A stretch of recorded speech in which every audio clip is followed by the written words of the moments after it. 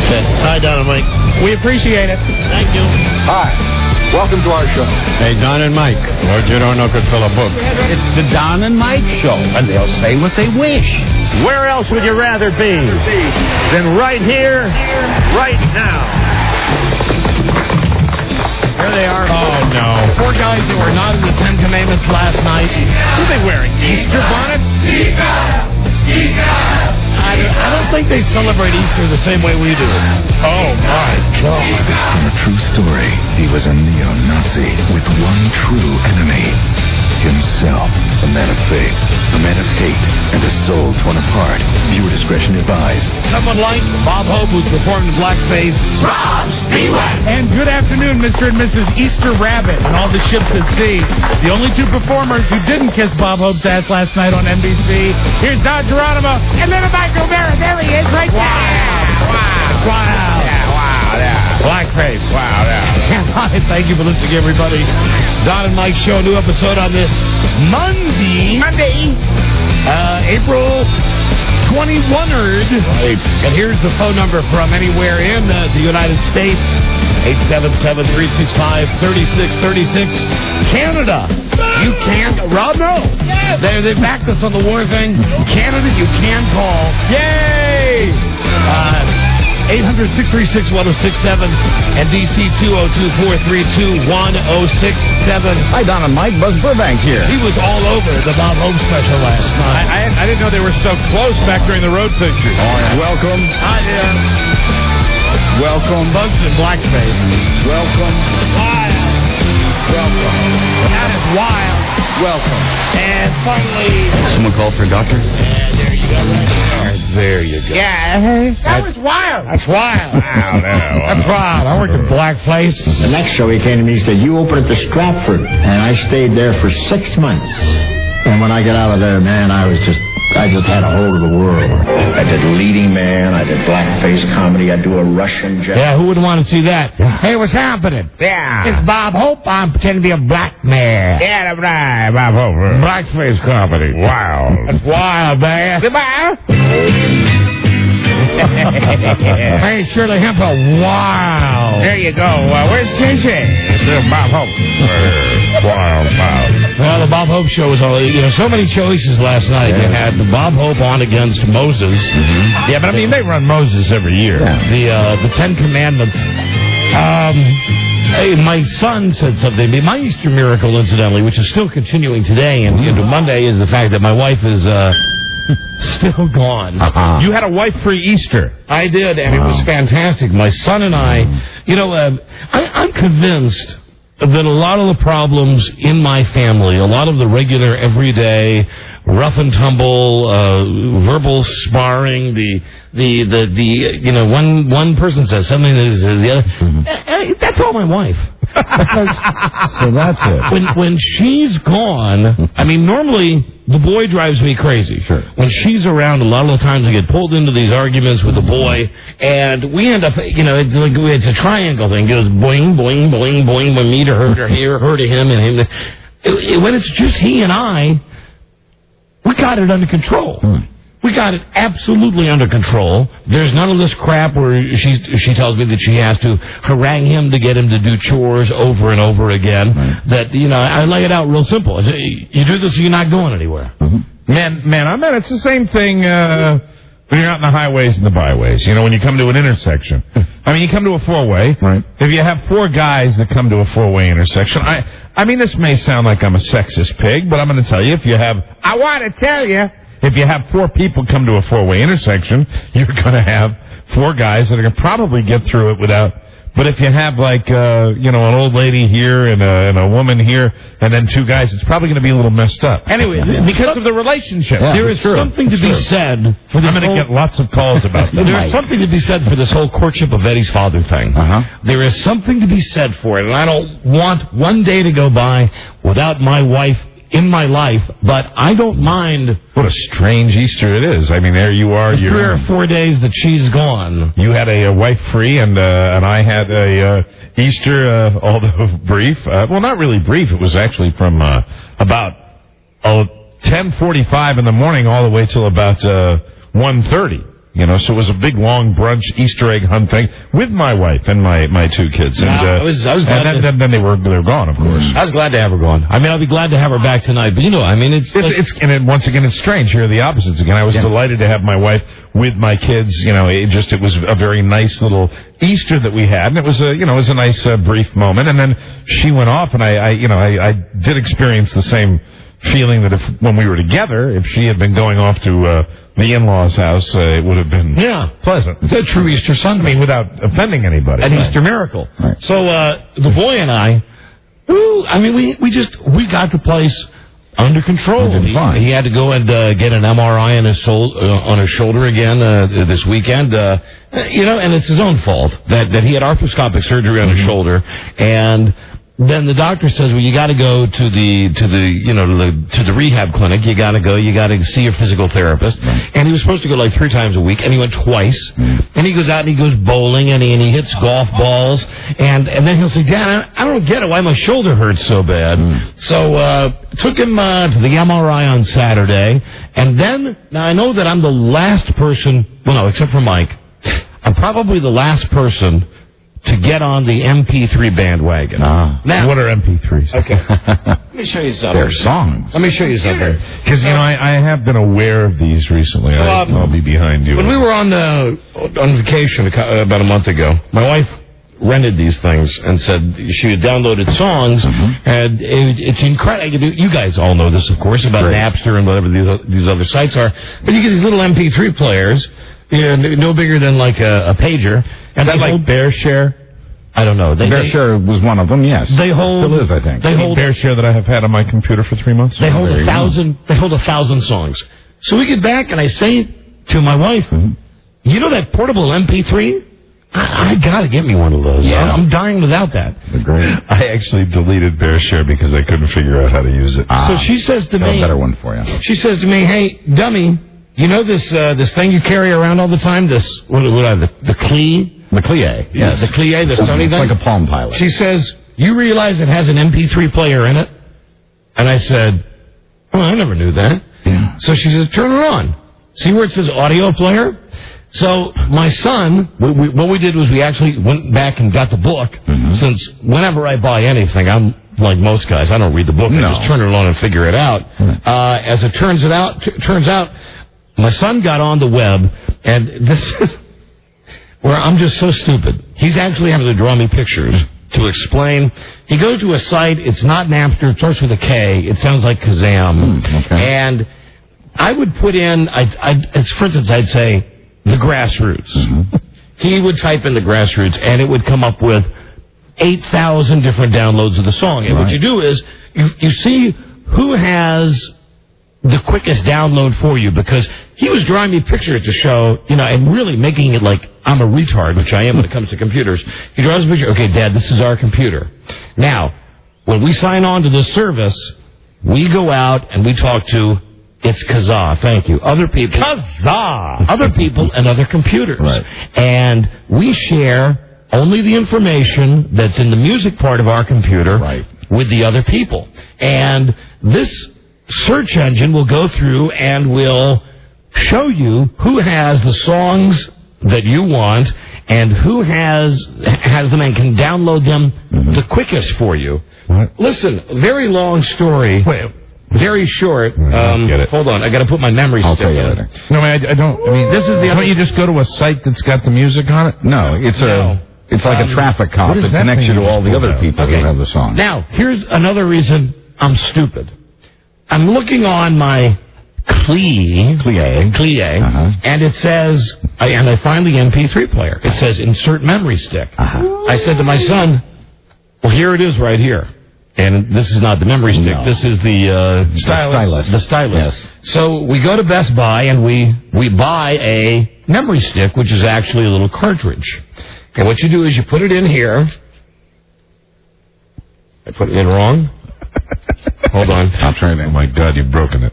There you go. No, there it is. That should beep. There it beeps. Then, as you can see, I have already in here 87 songs, all of them listed by title and artist. That is cool. Yeah, isn't it? That is very, very cool. And listen, I know I'm the last. Is that an expensive thing you have, that whole thing? This thing? Yeah, is that expensive?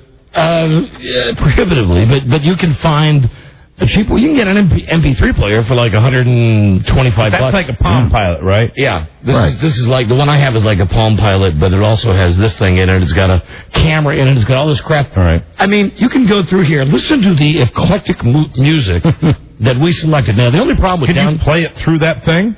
if I plugged it into the board, or through earphones. You could have a speaker? You could. You can buy portable speakers just the same as you can with a CD player. No, that's not the question I asked. No, it doesn't come with a speaker. No. But it did come with headphones, with little headphones. But it should have a speaker built in. Well, no, because it's for private listening. Does it have a speakerphone? The quality wouldn't be that It doesn't. good. It's not a phone. Does it have a stylus? It has the stylus. There you go. Let me see. We have Build Me Up Buttercup by the Foundations. Good song. Got it. Everybody Wants You by Billy Squier. Hooked on a Feeling by Blue Swede. Love Really Hurts Without You by Billy Ocean. Baby Hold On by... I hear something. Is it making noise while you're doing that? Yeah, by Eddie Money. Bang a Gong, Get It On by T-Rex. Easy Come, Easy Go by Bonnie Sherman. Can I ask you a question? Why is it making noises? Because I'm flipping around and it goes, it's just making a beep beep. It has a little speaker. I'm hearing the song. See that? See? Really? The quality won't be too good. Oh, no, but he can hit one. Mic from the back. The back has a little hole in it. Let me see it. Is he playing it? See, I thought it... See? Look at that. Right, here you go. Thank you. Thank you. Here I am, Mr. Non-Technology. Right. Sounds good, doesn't it? Yeah, but I mean, you can hear it. I mean, that's you cool. can. So you go from that, then you go right to, how about My Kind of Lover?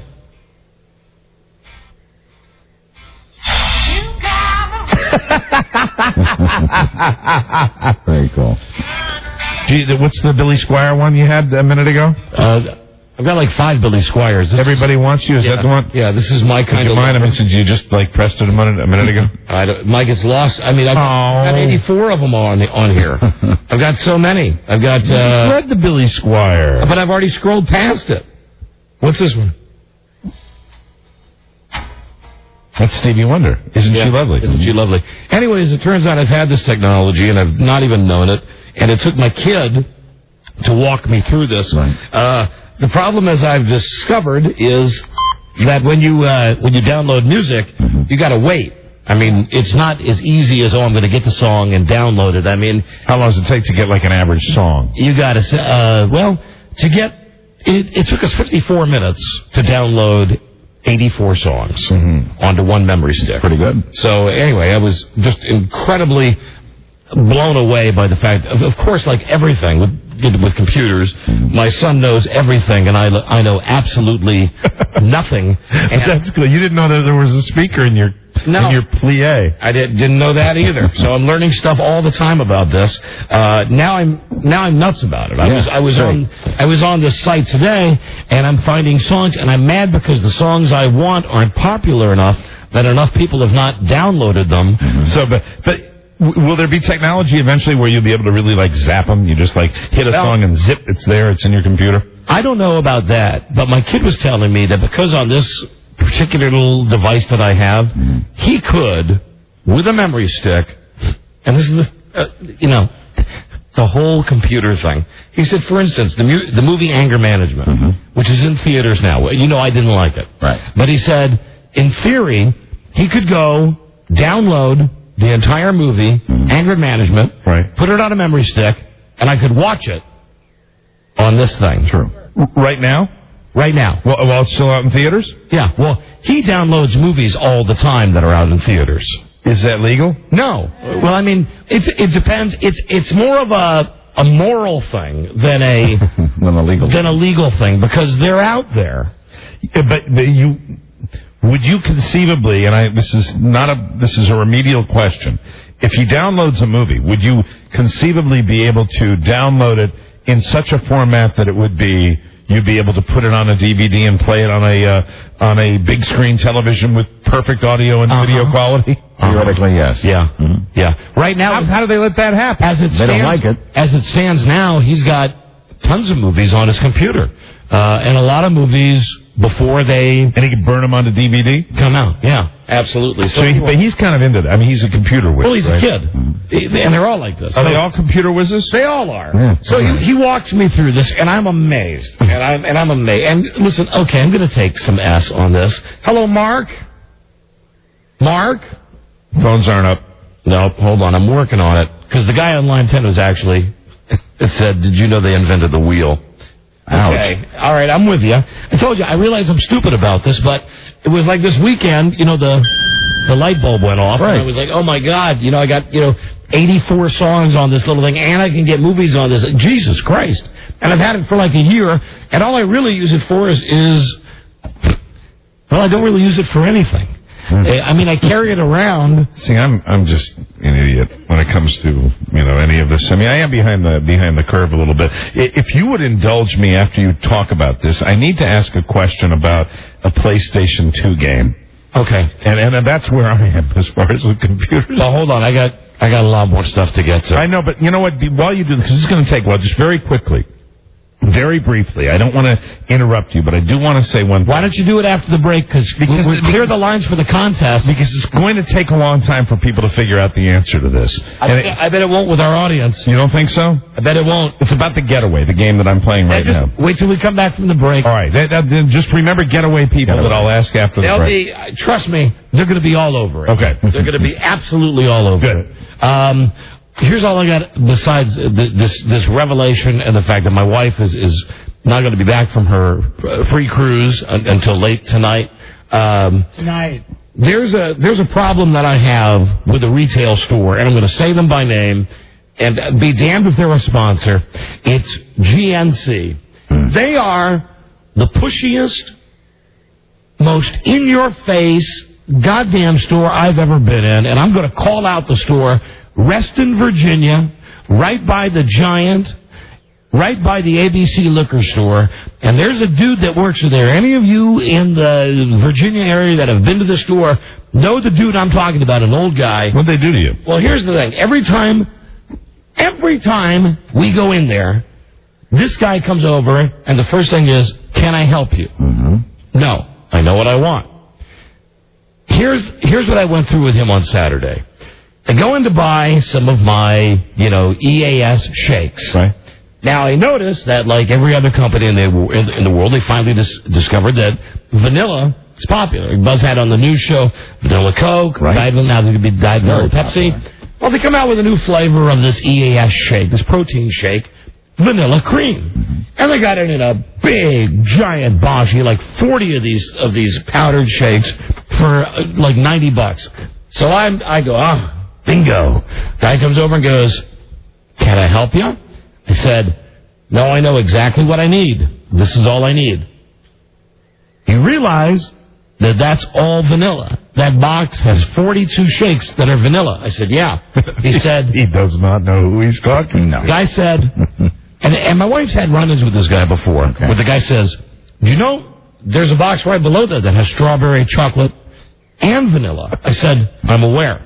He said, you're buying, I just want you to know, all vanilla. I said, and I'm not losing it with this guy. I said, I realize that I'm a fan of vanilla.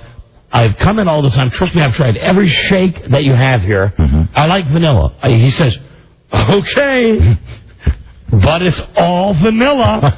I said, okay, and there is, just like there was with Buzz and Anger Management, right. Somewhere out there, and I hope he's listening now, there is a guy who was a witness to this, because when I walked out of the store, the guy about 20 years old came up to me and said, are you Don from Don and Mike? And I said, yeah, and he I've been listening a long time. Right. And I said, what a douchebag the guy in that store is. So, I go through all this with him, it's just vanilla. Right. Here's the real bitch, though. And I think the reason this guy in this GNC does this is that he's just basically a lonely old man who has no one to talk to. Right. But then you get to the counter, and this is when they give you the hard sell. Yeah. It drives me crazy. GNC is probably one. It's so intense. The guy says, same guy, old guy, gray hair, do you have a GNC gold card? Yeah. No. I say right away, I cut him off, I know all about it, I don't want it, I just want to buy these shakes. And he refuses to take my credit card to make the purchase until he gives me the spiel. He says, do you realize if you signed up now, you'd save 20% today? You know, you'd save almost $19 today. Can I interject with all these places that do this? Why not just discount the stuff for starters? Yeah. To bring people back in. But they are amazing. I know you're right about this place. So I said to him, I've been in here all the time. My wife comes in here all the time. We're not interested. Please just let me pay. And the guy shakes his head and he goes, you could be saving $20 right now. I said, my loss. Guy said, it'll take you 5 minutes to fill out the card. You will get the discount right now. I said, most likely I'll end up being in your database, and I'm probably already in your database. And really, I don't care. It's a hassle. I don't want it. It's just, and especially for guys, it's a pain in the ass. You just don't want, just tell me the stuff. So then, after going through all of this, the guy, because he's forgotten who I am, even though he talked to me when I was over looking at the shelf, says to me, after I put him in his place about the gold card, says, you know, this is all vanilla. I swear to Christ. And I said, yeah, we had that discussion about 5 minutes ago. And the guy said, you know, there's chocolate, strawberry, oh my God, and vanilla. And I was ready just to deck the guy. Yeah. Now, the problem is that I guess I could order this stuff on the Internet, but I like actually going somewhere and picking it up and having it. Right there. But this guy's a pain in the ass, and anybody that goes to this GNC store... You might be ordering it on the Internet now. You know the guy I'm talking about. Old guy, about 60, gray hair, follows you as you walk around the store, even if you just say, I'm looking, or I know what I want, or if I have a question, I'll be glad to find you. He follows you. Follows you around the goddamn store and then critiques what you are buying. I bet your wife has a gold card. No, she doesn't. She doesn't have a gold card? And she hates him more than I do. Watch this. I'm going to do this real fast before the break. I would think she would have the cards. She doesn't because she hates the guy so much. And the card's only good 1 week out of the month or when you make that first purchase. It's horrible. Right. Now, hold on. Keep in mind, Frida cannot hear. She is currently in Miami, waiting for the airplane to leave. Hello. Baby. Yes, my boo. Sweetie, question. Yes, sir. Of all the stores that we go to... It's hard for me to hear you, sweet pea. Okay. Of all the stores that we go to that have that pushy, you know, get a card and save some money, what is the store that we hate the most? GNC. And if we had to pick one GNC with one employee who is the worst... No. Oh, I know. The one in Ocean City. No. Yes, No. that's the one that insists that you join. No, honey. The one you're thinking, I disagree. The one you're thinking of is just very nice and chatty, but nice and seemingly lonely. No. A match. It's the guy in Reston. And you don't have a gold card, Frida? I refuse on principle, and the one in Ocean City, will treat you like you're an idiot. You're spending money until where you have to say, I want to spend more money than I have to. Right. Yeah. All right, baby. Thank you. All right, love you, boo. I was just talking about and I think I mentioned that in my description of the guy. Lonely. Yes. The lonely old guy. And the concept is, it is as if they are worried that you won't come back. And you know what? People that take vitamins are pretty particular about them. And I love the product. I think GNC makes a great product. And I'm coming back to get my... But and Mike, it works the opposite way on me. If it's a product I can get at another store, Right. I go to the other store because I don't want the gold card feel. You know, that's true. That, you know, and I guess vitamins are vitamins, aren't they? All right. No, there is a big difference, but they scare me away. If I can get it somewhere else, I will. All right, baby. Well, we were just discussing how much I missed you this Easter weekend. Well, I did a lot of shopping for you, Boo Boo. Oh, well, that's one of the things you do best. And I'm in Miami now, and I just went into You're Looking So Good. I want to dress my man, so I just picked up a couple of little things for you here too. There she is. Always thinking about me. All right, love you, baby. All right, love you too, sweet pea. See you tonight. Okay, bye. Bye-bye. Bye-bye. You should be ashamed of yourself. For what? About your little sarcastic comment talking about how much you missed her. You weren't. Nah. No, then she said she got you something. Well, you'll tell her later. Yeah, I'll tell her later. I know You bet I'll tell her later. You bet I will. Oh, and this in no way has anything to do with my wife. But you know sometimes when pushy broads come in, we have this thing from Past Times at Ridgemont High. See? Right, with Mr. Han. Right. But now we have Bill O'Reilly saying it as well. See? When we get a nutty woman. See? Oh, my God. All right, and I got more weekend stuff, but hold on, Mike. We'll get your question answered right now before we go to break. Hello? What am I doing wrong here? How come it's making like an igloo picture? Do you see line 2? Oh, you know what? What? We don't have the phone sitting on that. You know how there usually is a dead handset? Just press this? Yeah, that should work. There you go. Hello, Don and Mike Show. Hey, guys. How you guys doing? Howdy. I got some answers maybe for Mike on his game, the PlayStation game Getaway. I didn't ask the question yet. Oh, okay. Well, let me hear it. I'm telling you, he's got all the answers. You know everything? Well, I've got this site that I've looked at. I've gone through. I'm on the last mission, basically. Okay, real quick, all right? When they tell you that you have to go pick up the van and then switch to another van to go drive to the cop? Right. To kill the cop in the police station? Okay. I just switched vans, and I just started to chase the guy in the other van, the 2 white vans. Right. And when I catch him, it still says, mission failed, you lost the van. What am I supposed to do when I'm making my transfer to the other van? What do I do? So you run that van like off the road? Well, yeah, I ran the van, and then the guy gets out. Right. You got to kill that guy. I have to kill him. Go ahead. Okay, go ahead. I have to kill him. Kill him and then get in that van. Okay. And then take that van. All right, thank you. I have to kill the guy. I do have to kill the guy or it doesn't count. Told you. The audience would right away. That is so cool. Be able to help you out. It is so wonderful to have this job. It really is. Yeah. Hello, Don and Mike. Hello. Thanks, Rob. Hello. Hello, Don. Yeah, you're on the air. Hi. Hi, how you doing? I just wanted to let you know you might not want to talk about downloading off the internet on air. Because what you're basically admitting to is copyright infringement. Yeah, right. And they're going to sue me because I'm the only guy in the world that does it. It doesn't matter. You're a popular guy. You're on the air. Please. Enough to make Sir, listen. Just looking out for you. Don, they're in the lobby now. Yeah. Let them come get me. The men with the earphones are in the lobby now. Let them come get me. Get him! Thank you, though. No, You're welcome. See you later. Bye-bye. Bye, Don. And doesn't that guy have that? You're welcome. Hello. Don and Mike. Hello. Hey, Don. Hey. Hey, Don, I have a bone to pick with you. Yeah. You know, you're stealing those songs off the web. Suppose somebody downloaded your show every day, cut all the commercials out, burned it on CD, and Well, I sent it have out. news for you. I have no problem with that. I happen to know my company does, but I have no problem. I have no problem with it. Great, great role model for your son Bart too. Just steal stuff off the web.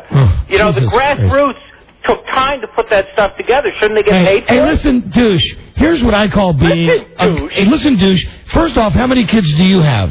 I have 4. 4. How old are they? 16, 14, 10, and 6. And you don't let the 16-year-old download songs off the internet?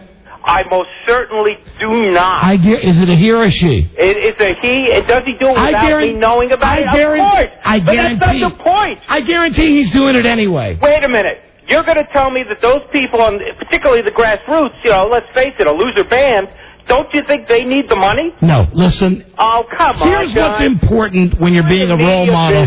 Hey, douche.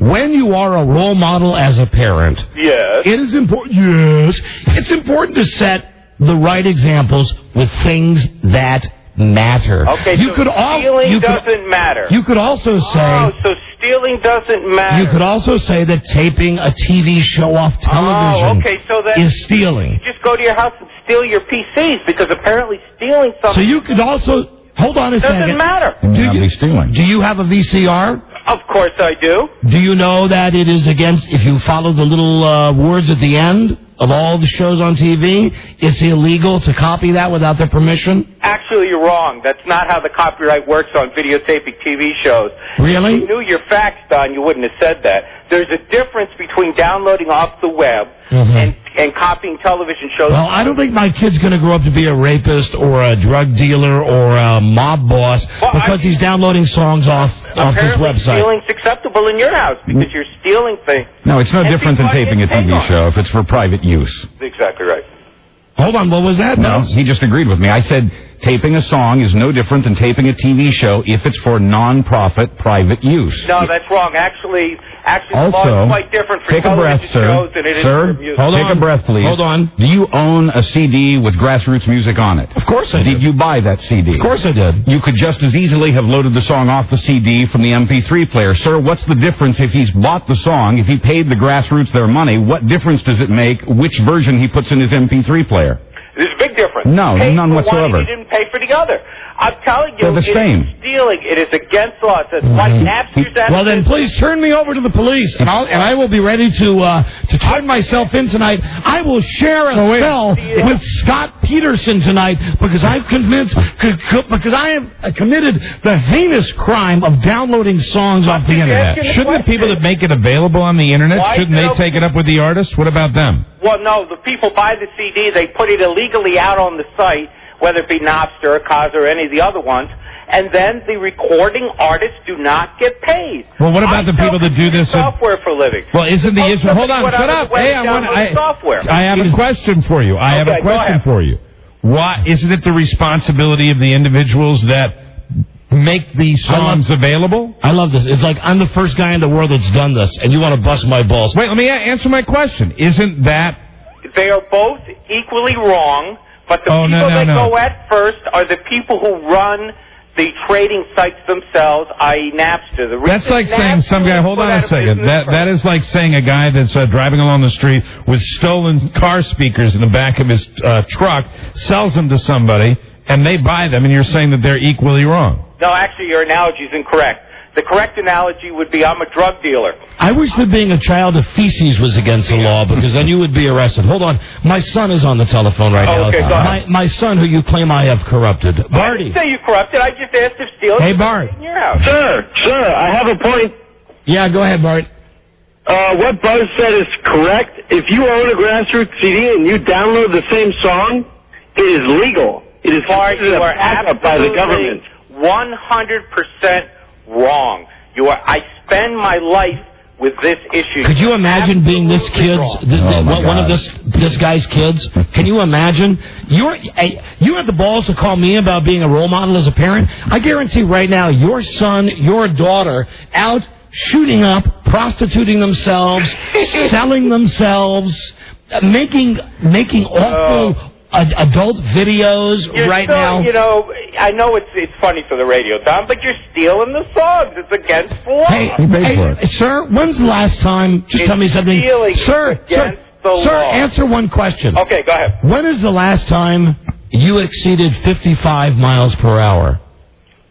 Completely different, but I do it quite a bit, and that is against the law. That is against the law. You are a bad role model. I don't think anybody's disputing. Is anybody disputing the fact? I am less concerned with taking the song off the web as I am the artist getting paid. Hold on a second. The artist got paid. You say you live with this issue. Hold on a second. You say you live with this issue every day. Does this mean that you are in some way related to this industry? That I'm actually in the computer software business, and we have people who try. So you are more concerned with me. You are more concerned with me getting a song by the grassroots off the internet than you are driving 75 and a 55. Well, I would say 60 and a 55, but yes. I'm more concerned with people stealing than you killing property of somebody else without paying for it than I am me driving 60 instead of 55. Absolutely. It's worse to download that MP3 of Midnight Confession. Hold on. Please listen. Please listen to Ron. Than turning your stupid geek car into a four-wheeled death machine. This is a worse crime. and laugh because that's smart. I mean, Well, really, I don't when you have a geek card, but I mean, I own You do have a geek. You know, I've argued with people at cocktail parties many, many times about the law is the law. Do you not agree that there should be a level of flexibility for everything in a free society? That if we all go by letter of the law, you can make the law work for anybody that you want it to work for. And the fact is, you're not talking about, it's all by degree. Don't you agree? You only got a boner for this. Absolutely. And again, I'm not so much concerned with the stealing of the song. I'm concerned that the artist is not getting paid. But I'm saying also to you that an individual, especially say let's look at a grassroots or something like that, an individual who is downloading an occasional song and putting that in there, the amount of money, even if you add it all up over a person's lifetime, is not going to be that significant to the artist compared to what they do when they break. Look at the numbers from Napster before Sir, you shut it down. Have you ever taken a tag off a mattress? You ever taken a tag off a mattress? You ever squeeze That's something I never have done. You ever squeeze the toothpaste from the middle? By that question. Sure, you ever kill a man just to watch him die? No, but I killed him because Here there is was something wrong. Lisa Herndon. Lisa. The Audio Home Recording Act of 1992. This 1992 legislation exempts consumers from lawsuits for copyright violations when they record music for private, non-commercial use. Bingo! Bingo! It was actually modified in 96 by the Internet. I'm going to modify your telephone Wait, you know what? Hold on. Wait, quiet. Now, sir, all I was trying to do just then was for you to say what you just said again, because Lisa's going to listen to that and she will be able to find that out. I'm gonna modify your phone call now, but before you do, Bart, is there anything you would like to say to this tool? F you. Thanks, and good role model. Teach your son to steal something and to the artist. Listen, I'll put my son. No, because, you go back to teach your son, and you're talking about teach your son to speed. Teach your son to speed. It's the same damn thing. Exactly. Hey, buddy. Completely different. No, you're trying to take the moral high ground. Hey, You don't have any right to buddy, I want to tell you something right now. This kid of mine, I'll put him up against any of yours. Against any of yours. He's the greatest. So are mine. Mine are unbelievable. Mine are better. No. Mine's better. I would hope you would think And so. I hate finally to disagree with both of you, but you're both wrong. Yours are better? Mine are the best. Yours are the Hold best. on. Yes. Okay, Joe Mike. is a joke. You know. Sir, Yes? haven't you ever just wanted to get over on the man? End of debate. That's the end of the debate, ladies and gentlemen. Absolutely. And, All right, with goodbye. that note, Hey, Joe, way to finish the discussion. Nice. Hey, I swear to God, that was Joe Artinger, but that exactly is what it's all about. Getting over on the man. I wonder if in his youth, if that ass ever taped an LP. I'm sure. Yeah, really. He was a young man. Sure. No, and the fact is, really, Lisa had the copyright thing with all that, but it's not the point, really. No. Besides, it was good bonding for Bart and I. Yeah. And I didn't know that I had this. And the point really is, everything should be measured by degree. And really, when he's saying, hey, you're teaching your son to steal, I'm sorry, you're teaching your kids to break the law. As soon, if you're going by letter of the law, as soon as that car goes above 55, you are teaching your kids to break the law. Yes, buddy. What I find the funniest is he says you're teaching me to steal. Well, I had to show you how to download the song. But if he's going to be correct, your son taught you to steal. Don. Yeah. And to be honest, I still don't know how to do it without him. So you're clean. Yeah. And I would like him to. He should teach everybody else. Anyway. All right, bud. I'll see you. Okay, Dad, I need to talk to you, so call me at home. I'll call you at home. All right. I love you. Okay, bye. Bye-bye. See you later. There you go. It's not like teaching hate crime, right, Rob? Exactly, Don. Exactly. Okay, And unfortunately, we don't have to worry about that for, how old are your kids now? Let's break. We don't have to worry about that for a few years. What a tool. Yeah. And like I said at the beginning of the discussion, I'm the last of the party on this MP3 thing. I'm the last guy in the world to discover MP3s. When you elevate the moral standard to that degree, you're skewing things a little bit. It's all by degree, really. I mean, it really is all by degree. Now, if you went the letter of the law, if everybody really wanted to go back and take a look at their life and, add up the time of, hey, I've got an extra dozen donuts here that aren't going to be used for the charity. Do you want to take them home? Sure. Sure. I'm sorry, guilty. Okay, call 100 right now. Again and again and again. The jackpot, 750 bones, 877-365-3636. Be an animal. Be the 100th caller. Dial now. Try dialing just with your hands. This is the Don and Mike Show.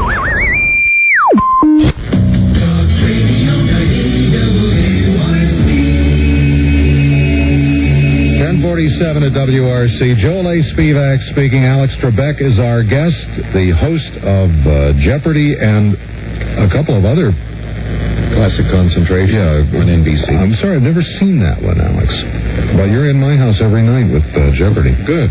Michael's in his car. Michael, you're on WRC with Alex Trebek. Hi, good morning, Alex. Good morning, Michael. I'm going to have to forgive you if my car phone breaks up here. I'm driving along 270, but I want to tell you I'm a big fan of the show. Good.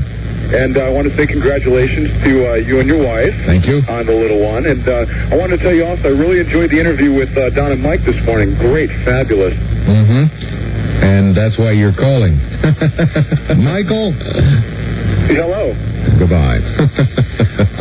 Charles in Arlington, you're on WRC. Hi, Joel. I wanted to ask Alex, first, I love the show, and I've been waiting a while. I wanted to ask Alex, how much does it cost to produce one episode of Jeopardy? All right, good question. Hang up and listen. How much does it cost to put one of those things on the air? I'm not sure. Fred and Alexandria, you're on WRC with Alex. Hello? Go ahead, Fred. Hello? Yeah, hi, Fred. Fred is having a little problem there, which I hope he'll straighten out. The Morning Zoo.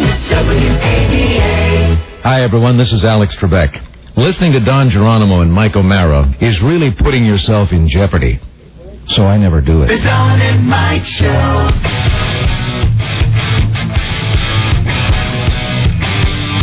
God damn it. The Don and Mike Show. Right. You gotta call 100. Start today's show. Oh, man. We got some stuff coming up, some contesting stuff. Contesting! Like secret stuff that I can't tell you about. Good stuff. Best stuff we've ever had. Excellent. Best ever. Nice. Good. I mean, yeah. Nice!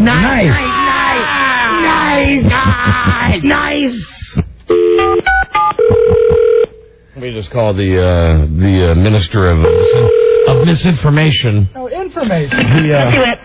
Hi there, Titty Bar. Where's Hody Do? Hody Do Joe? No, Hody Do is your husband. I don't know. He's under the table right now. Oh, golly. Oh, my. How many days until that wedding, Lisa? You know what? I haven't checked the countdown today. It's got to be 70. We're still the 70s, right? We were on 73 last week. I have it saved to my favorites. Maybe it's 69, right, Buzz? Maybe it's 69. Ooh, So that would be- 69. It would be very appropriate. Anyway, As a matter of fact, it's 68. when he comes up for air, tell him I know I can't talk about it, but I want to know if I can tease the big contest that we were talking about today. Okay, I'll let him know, and he'll let you know. Thank you. Bye now. You see, we work our staff the same way the United States is with Baghdad. Mm-hmm. Yeah. You know, with all of them. Broyhill is the ace of spades. Players. Lisa is the queen of hearts. Right. Joe's the joker.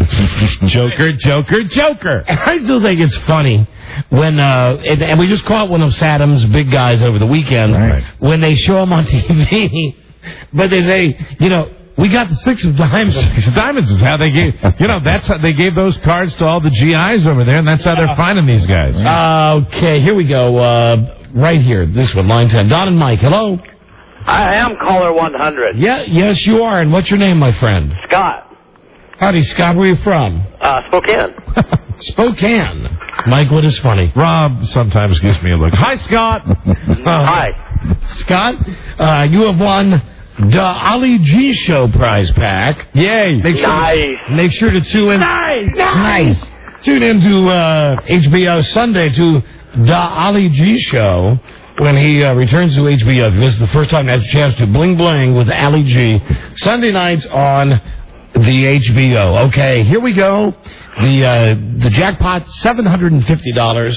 A common everyday sound. Not a briefcase, not a stapler, not a can, not a door. Your clue is yellow. Okay. Are you ready? Yes, sir. Please don't answer till Mike sings like Eminem. And we wish you Godspeed. Caller, name this sound. Eminem could be so many. Yourself.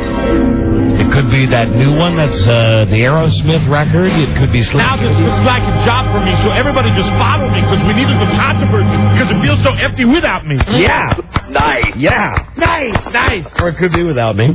For $750, what is that song? Or that sound? Is it sliding a diskette into a computer? Oh. No. Oh, we're sorry. No, I don't see how yellow... They make yellow ones. Oh, do they really, Ben? Yeah. Well, I hope it's not illegal. I'm sure it is. Thank you, and hold on, don't forget that every guest is a clue for you. A clue for you. Oh, that guy's such a douche. That guy. Just let it roll off your back. I am Mike, but I just like pointing out that he is simply a douche. Douche. You're right, Rob. Let me just refocus. Give me just a minute to hear Bob Hope talking about how he used to work in blackface. The next show he came to me and said, you open at the Stratford. And I stayed there for 6 months. And when I get out of there, man, I just had a hold of the world. I did leading man, I did blackface comedy, I do a Russian general, I sang it. Yeah, okay, right. Yeah, wow. That's wild. So, let me see. Anybody out there read the Washington Post today? There's a really good, I hate to say this about the Washington Post because it's such a bad newspaper, but there's a really good article about Jack Bauer's daughter on 24, Alicia Cuthbert, about how all of the situations that she gets into, all the stuff we've said over the last year are so unbelievable that now there are, hey, how you doing, Jack? I'm all right. Now there are... Previously on 24. Of course, on the internet, which is just loserland, there are groups that are devoted simply to busting her chop. Oh, poor thing. Right. Her personally or her character? I believe the character. Are you sure that was an article and not just a summary of segments of your program? Because he seems to touch on a lot of stuff you've already said. Yeah, he had all of the stuff with how more unbelievable it's gotten with Jack Bauer's daughter. Well, I think when we really started talking about it, when they really did her in, was the cougar. And Mike, that is a big part. Robbie, do you have the newspaper? Who wrote the article? I don't. Well, we'll find out. We'll find out and we'll know if it's somebody who's stolen. Hank Stuver wrote the article. Never heard of him. Anyway, interesting read. Next question, quickly, fellas here. Like his candy. I need to know something about poker night. Tuesday doesn't work for me, but how about Wednesday or Thursday? Thursday, maybe. How about you? Thursday? Okay. Nobody's doing anything on Thursday, right? So Thursday night for poker. Thursday poker night. Thursday night poker night. Okay. Went to the movies. Oh, here it is right here. Run, Kim, run. On 24, a ludicrous but alluring string of perils. Lord Lover, it's not easy being Kim Bauer. And it goes on, and here's where it does... You're right, Rob. It does really sound like guys been listening to our show. Yeah. Although I think it's a judgment call that anybody who's a fan of 24 will... Yeah, I think you could make that. Okay, let me see. Kim is us. We are Kim. He does mention that they never eat and never go to the bathroom. Although he says Kim does. Every time your cell phone doesn't work, every time you get kidnapped, every time you lose your car keys or can't get away from trained assassins, every time you're stuck in traffic, every time your boyfriend loses his leg trying to help you thwart disaster, think of Kim. Maybe it was the mountain lion that did it. Of course it was. Hours ago, since 2024 unfolds in real time, Kim was running from Ventura County sheriff's deputies who didn't understand. They didn't understand that her dad was trying to stop terrorists from detonating a bomb in Los Angeles. They didn't understand that a man who had employed her as a nanny had beaten and murdered his wife and was intent on killing his small child. And Kim didn't understand how she had narrowly escaped the bombing of CTU in downtown Los Angeles. Nobody understands when you're Kim. They chased her into the woods at nightfall. Kim being Kim, she stepped into an animal trap which clamped tight across her ankle. A mountain lion soon growled nearby. Anyway, and that goes on to the nutty guy. And don't you think it's more fun to call it a cougar? Yeah, and the bomb shelter, and then the guy in the convenience store. Right. Let me see, what does it say about the... as much as viewers love to hate stupid Kim, as rabid online fans at televisionwithoutpity.com... Oh, now that's interesting. Or love to hate her. I don't hate her at all. Heavens. They have simply... scornfully nicknamed her Spawn. He's, I think you have to take into account her body. Right, it does mention her nipples in here somewhere. Yeah, I mean, who cares what happens to her? Anyway, it sure does. I agree with it, and I also agree with Rob that a lot of it sounds like it came right off our show. But it's a general assumption you would make if you watch 24.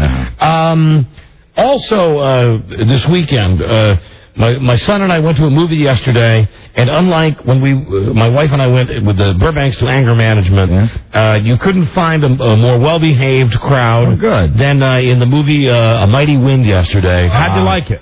Loved it. Good. I want to see that. Let me just say, if you liked Best in Show... Best in Show is fantastic. If you liked... The Guffman. Waiting for Guffman. And if you like Spinal Tap, you're really going to like this one. Good. You're really going to like it. It's got all... Very dry, right? All of the same people. Some of it not... I don't want to give it away. The review I wrote was this very dry until Fred Willard shows up. The ending ain't dry. I'm going to tell you. That's what they said. With Harry Shearer, right? The ending ain't dry. And yes, the star of the movie is...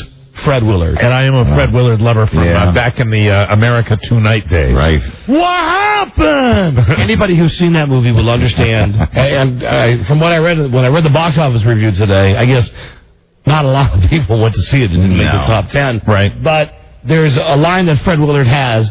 What happened? Anyway, go see it. Take my recommendation. It's funny as S. May I touch on the Easter egg hunt briefly on an issue that I have with the Easter egg hunt? The one at the White House? No. This is in general. This speaks to, I'm sure, a lot of parents that can relate to my issue with the Easter egg hunt. I would like to remind parents everywhere. I would like to say that the Easter egg hunt is for children. All right? It is for children. If you go to a good Easter egg hunt, they will have one hunt for the very, very little kids, 3 and under, like this wonderful lady that I know, Martha, who ran ours yesterday, had a little section for the little kids, and then for the other kids, I don't think there was an age limit, but the age limit should certainly be parents. And the issue I have is that having a 7-year-old and a 5-year-old, and standing there with my ex-wife and letting the kids go off, and we sit there and we watch them run around. The issue I take is with parents or grandparents that carry baskets as well. Wrong. And as one lady told me, this friend of mine said that they went to one time where the parents were literally running and dragging their kids along, moving other kids out of the way, so that they could find the eggs. Wrong. And agree with you. You know, and it was just, I observed this, and I'm not attacking anyone, but that one family, both kids found the 2 golden eggs that were laid out there. Coincidence, and I noticed that there was a mother holding the little basket, and it just seems. I agree. To me, when you're doing an Easter egg hunt, remember, it's for kids. Let them go. Let them have a great time. Mike, it's the same thing as the dads that go crazy at soccer games and hockey games and it's that whole games. Competitive mentality. It's the problem that parents had crappy lives, right? And now they want the kid. Listen, it's an Easter egg hunt, for God's sake. Just chill out.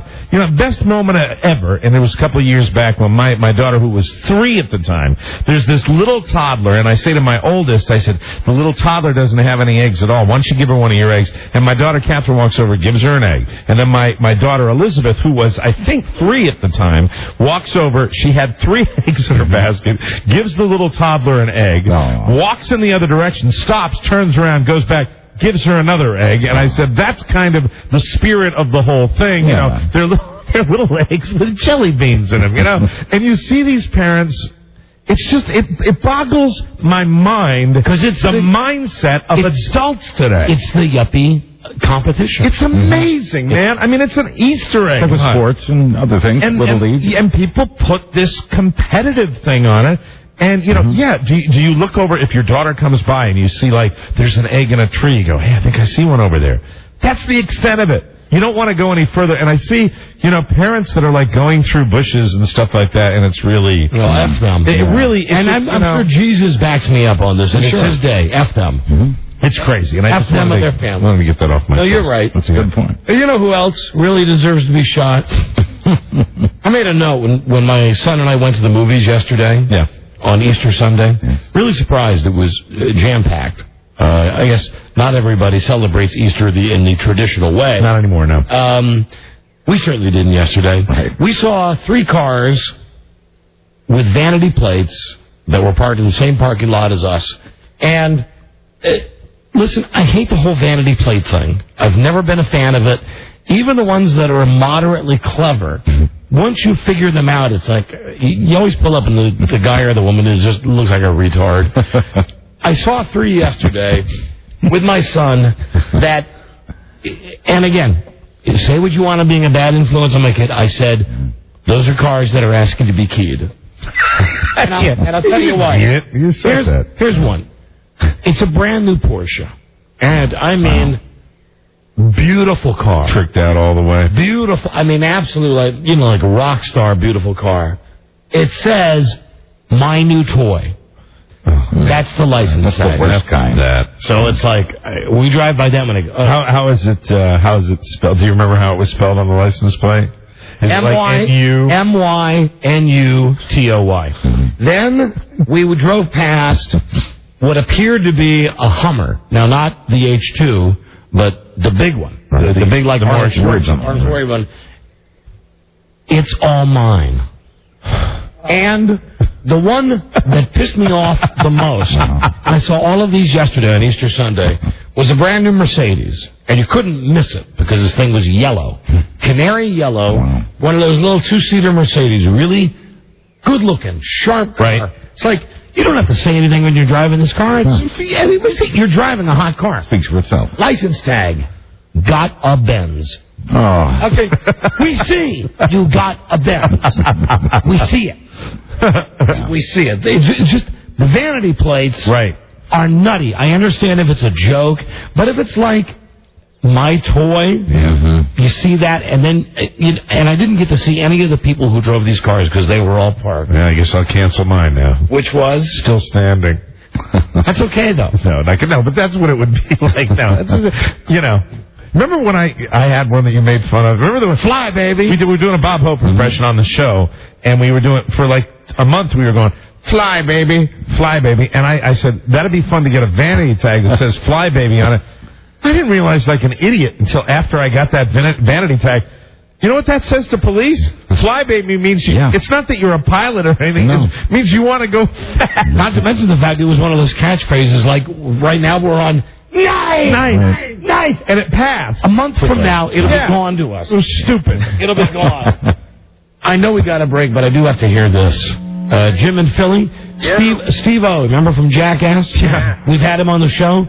Yeah. He was at the Sixers playoff game yesterday, was arrested. Wow. Right? Yes, I was out tailgating at the First Union Center, well, as we call it, the FU Center in Philly, and these guys are up, I guess, in town for a few days filming some clips for Jackass. You got to call back. Yeah. What's that? You're just on the worst phone. Yes, well, you guys got to stop ripping off the other guys that got canceled, with the nice. You guys wish you could have... Oh, yeah. Hey, what a shame we had to cut you off, idiot. Yeah, there you go. Bye-bye. Yeah. Because I believe that... If you're going to call to bust our balls, call with a decent phone, moron. Those guys were the guys who invented the word nice, right? Opie and Anthony, that's who he's talking about? They invented that. They bought it in France, in Nice, actually. Yeah. Nice! Hey, I'd like to thank the guy at the band gig the other night that gave me the FONA sticker, too. Thank you very much. I want to thank that guy out in Sterling, Virginia that did that for me. A lot of those. And, of course... I guess Opie and Anthony, if they did say that word in fact, right? And that's why we're using it, just because they did. In fact, they did. Nice. I'm sure that they're not aware that the Grease Man used to use the word nice. That is so nice. Right. On his show. And incidentally, if you'd like the Genesis, I think it was 2 or 3 weeks ago, a woman called and said she was at the Walmart in Fair Lakes, Rob? Yeah. And that's when Rob looked at me and said, "That's nice," and I started laughing. That's how we started. I screamed it from the back of the room. Exactly. And I have to say, I stole that from Felix Grant. Listen, you dumb skateboarders out there, you better face this fact. Yeah, get used to it. Your heroes ain't coming back. They ain't coming back. Amen, brother. They're not coming back, dudes. That's too bad, because the Steve O story was a real story. God, I wish we had some information on it. I'd like to find out if I guess it did happen up in Philly? Yeah. So we'll get some legitimate call. Find out from somebody who's not Jethro Tulling, someone who's not living in the past. No. We'll be right back. This is the Don and Mike Show. And that night was my son's birthday party. My wife invites the priest. He's always at the house. Hey, Tony. I don't. You like creme anglaise? Hey, you bless it, I'll eat it. She's not coming. Who? Grandma just called. Started crying and hung up. She needs a purpose in life. So your mother is tougher than you think. So what, no f***ing Dee Dee now? Hey! Don and Mike, I heard you were having a party, and you're trying to get me to go, but I'm not going to go if there's no f***ing Dee Dee, because, it's just not going to happen. Thank you very much. The Don and Mike Show. You can call Don and Mike anytime from anywhere in America. 877-365-3636. They're ready to believe you. Uh-oh. Sounds like somebody's got a case of the Mondays. Broadcasting live from right above Buzz Burbank's parking spot. The Don and Mike Show. Right you are. Hello there, Don and Mike Show. Hello. What's going on? How you guys doing? We're doing great, my friend. Good, Don. Hey, listen, I heard you talking about the vanity plates. Yes. And I'm with you on this whole thing. Like, I wish we could use most of them as like SARS research people. But anyway, That's a good one. I did see one the other day that you may find, Andrew. It's the only one I've ever appreciated. There was a guy in one of those new H2s. Yeah. And on the bumper on the back it says Hummer, proudly displayed. It's a Hummer. Right. And then his license plate said, "Give me a," alluding to underneath. All right, that's not bad. I'll give you that. That's not bad. It was the only one I've ever appreciated. It was pretty cool. And was the Hummer part after the give me a, or was it left? Oh, it was right underneath. Perfect. All right, okay, not bad. Right. But generally, they're dumb. Like I told you, the guy that fixed my toe, foot doctor. Jesus, like you want to advertise that. Well, and they're also with no regard for others. That one you're taking into account entertaining some other people. Right. Don and Mike, hello. Got it, Mike? Yeah. Hey, how's it going? Okay. I was driving through Middleburg, got behind a Jaguar. License plate says, "Get your own." Oh, again? my God, that's the car begging to be keyed. Yep, right. I got behind him. I tailgated him all the way until I got off of Route 50. I got so...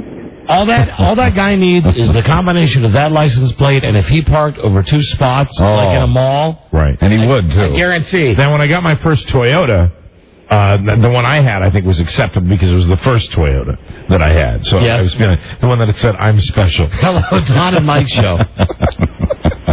Hello. And you are. Hey, Don. Still are today, Mike. Thank you, boys. Hello. And I love your Olympics. Thank you very much. Yes, named after me. You're on the air. What? I hear you. Hello. Hey, Don. Yeah. God, idiot. Hey, thank you. Are you on a medically supervised diet? I'm trying to lose weight, and I'm just wondering, you were talking about the GNC shake. Is that the way you win, or were you on a medically supervised diet? I don't want to bore you with this, but here's what it is in a nutshell. You eat every 3 hours. Do a nutritionist. You eat every 3 hours. You have these GNC protein shakes.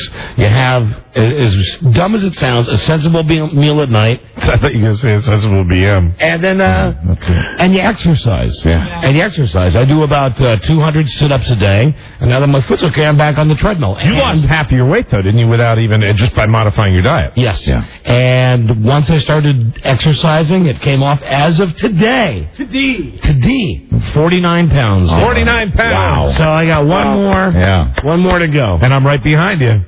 All right. Congratulations. Thank you. Thanks. I'm still fat, though. But, I mean, I got... It's based on my lunch today. Oh, okay. That's why I was making that joke. See the Slim Fast sitting off there lonely all by itself? Yeah. Where it's not going to be consumed today. Maybe it'll be consumed by the end of the show. A lot of times... It'll chase that steak and cheese sandwich very nicely. It's a good beverage. Yeah. That's how it works. It does make it. I've actually eaten a sandwich and had a Slim Fast. You know what's better than that if you have the time is to take a Slim Fast and put some ice cream in it. It's a great gives it a nice chill. A nice full... I was wondering, do you think that there's like one static weight that everyone on the show is allowed to weigh up to? Because ever since you started losing the weight, I've been putting it back on. I'm wondering if there's just one total number of pounds that everyone on the show weighs together. Maybe so, because he doesn't talk about it a lot. But I found out about the beach. Yeah. When we spent last weekend with the Burbanks, when I would go through my regiment, like saying I'm only eating one meal a day and I gotta have my shake every 3 hours. Right. Buzz is doing the same thing. Is that what you do every 3 hours, a shake? Yes. You don't have like a apple or anything like that? Well, I put fruit inside the one. You put fruit inside of yourself. Right? Yes, rectally. with the vanilla shake. Like Bob. Like Bob. Hope. Sort of. That's right. I guess you're kind of because Bob has all his food in the blender. The next show he came to me and said, "You open at the Stratford," and I stayed there for 6 months. And when I got out of there, man, I just had a hold of the world. Yeah. I did leading man. I did blackface comedy. I do a Russian. Be proud of blackface comedy. So I was with Buzz 2 weekends ago, and Buzz I would be at the blender putting my EAS powder in there and my skim milk, and Buzz would have he'd have 2 cans at once, shaking them both at the same time. Can of Slim Fast, and a can of some the high protein thing. Right, Ensure, something like What's that. a high protein thing? Give our listeners the benefit of what it is. High protein Ensure for building muscle. I didn't want to say it because it's Ensure. Yeah, well, he said it. We talked about it before. No, we did. You still drinking that Ensure? I am, the high protein You stuff. like that stuff? It's good. I know we kid him about how petite, like he wears like girl shirts. Right. Do you know how skinny he is? How skinny is he? Well, he said it on the air that his waist size is 31. Well, my waist is probably bigger than that, but I can wear 31 and 32 jeans, and these low-rise, yeah, absolutely. Low-rise. Yeah. Can you imagine? Even if I got that skinny, I swear to God, I'd never wear a low-rise jeans. You wear low-rise jeans? I'm wearing them now. Can I see them? Sure. Stand up, please. Sure. Well, see, they don't look... Yeah, it's not dramatic. They're not like I'm wearing belly shirts. No. Well, men aren't supposed to wear low-rise, are they? They're not like Jennifer Aniston low-rise. Men don't wear low-rise, do they? They do. Unless they're on like runway models. Oh, well, hi. Really? Oh, yeah. No, these are men's Right. jeans. Okay, what does your vanity plate say? Anyway, he'd be the skinniest, I think. Well, he always has been. Yeah. Hasn't he? Although I've been bigger, I've been chubby. I mean, you've always been the thinnest one on the show. Yeah, he has. Relatively, yeah. He has, but he's lost a ton of weight. Yeah. We don't talk about that a lot. No. Yeah, he has lost a lot. He looks good. He looks good, and we almost lost him a few years ago, so that's a good thing. Hello, Don and Mike show. Thanks for balancing that out, Mike. God, they needed to be balanced. It happen again, what can I say about Buzz that's not positive to balance out all this good stuff? No, I think the more he loses, the only problem is the more weight he loses, the more pronounced the lack of a navel is.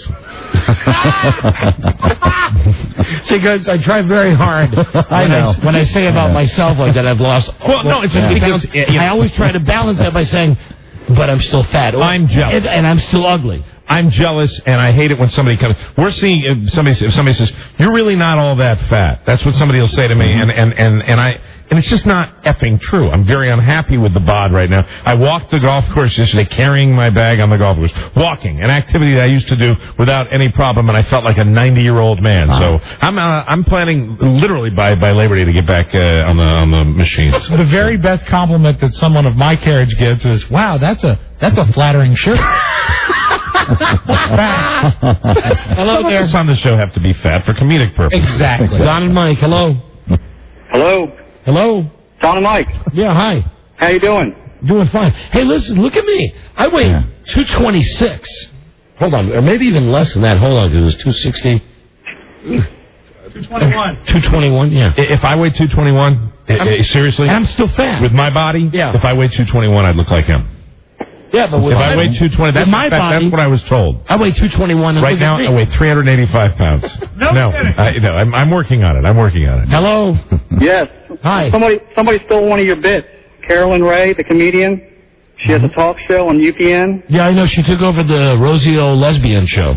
Yes, called Strip Trivia. Did she steal the name of it? Yes, she did.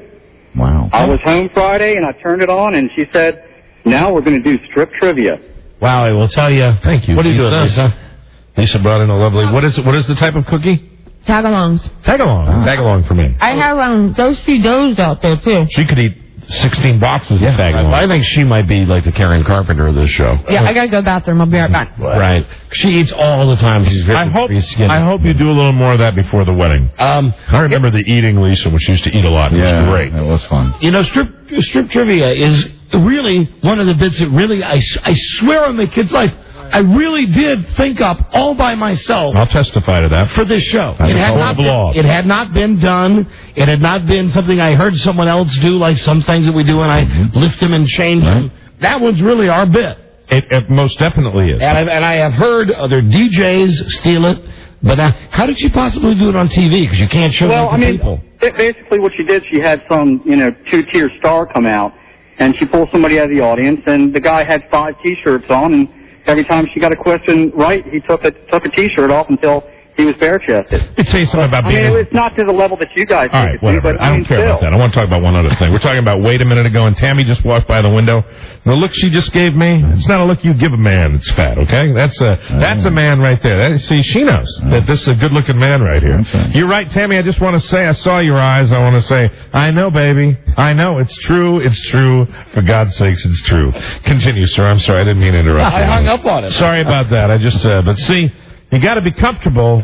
You have to be comfortable in your own skin, and I've been often going around to doing this where I just like to gently rub the tummy a little bit, and just go, yeah, I'm a happy, comfortable guy. You're special. Hello, Don and Mike's show.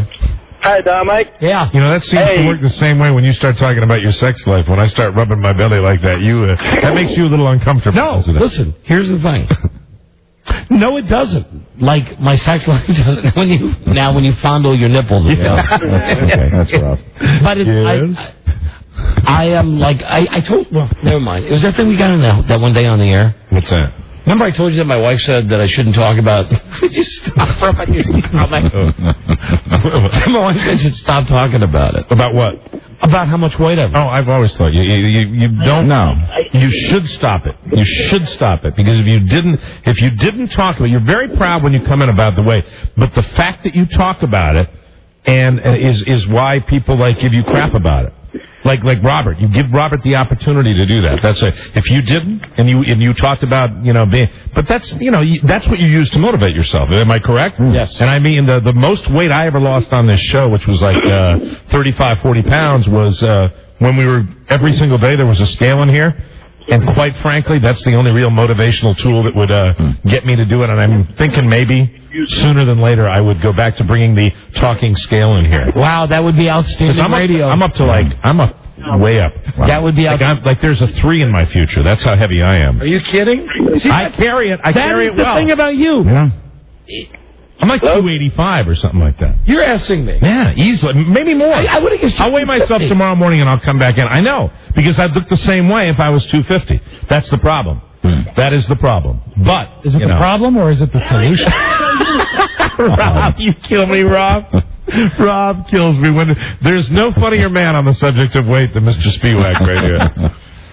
Yeah, that's it. You're surprised at that, huh? You're surprised at that amount? I would not have guessed it. I'm blown away. Yeah. So, I would say I'll weigh myself tomorrow. I will come in tomorrow, and I will jump on a scale in the morning, and I'll tell you on the afternoon show. I am not looking forward to that. Don't jump. If it's over a certain number, I'm going to lie, though. I just want you to know that. Hello, Don and Mike's show. Hey, Don. Yeah. The most clever license plate I'd ever seen was Y22U9. Now, it didn't make sense to me until I got in front of the guy. Guess what it spells? What? A female anatomy. Oh, all right. P-U...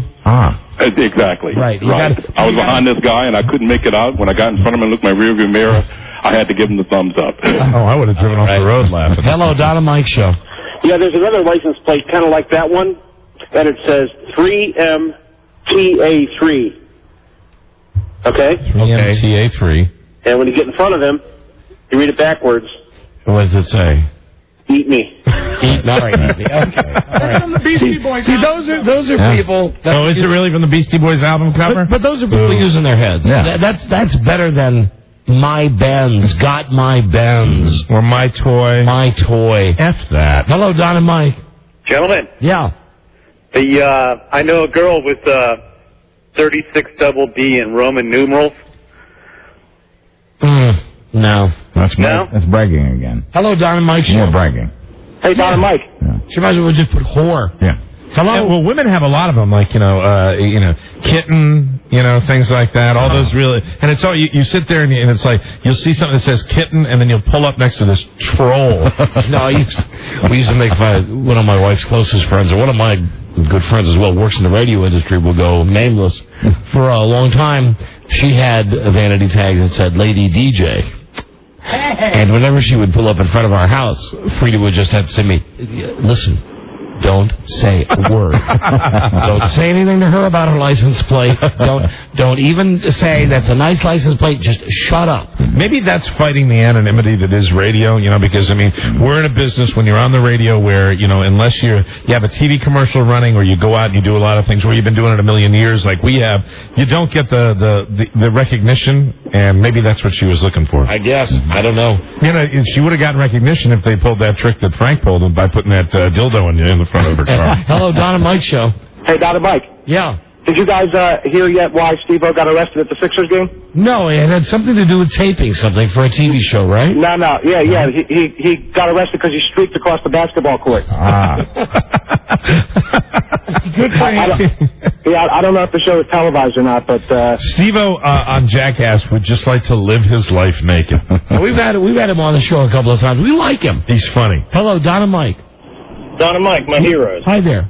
Hey, every time somebody tells me I'm starting to gain weight or looking fat, I say, well, every time I go over to F your mother, she makes me a sandwich. Thank you. Good comeback. Hello.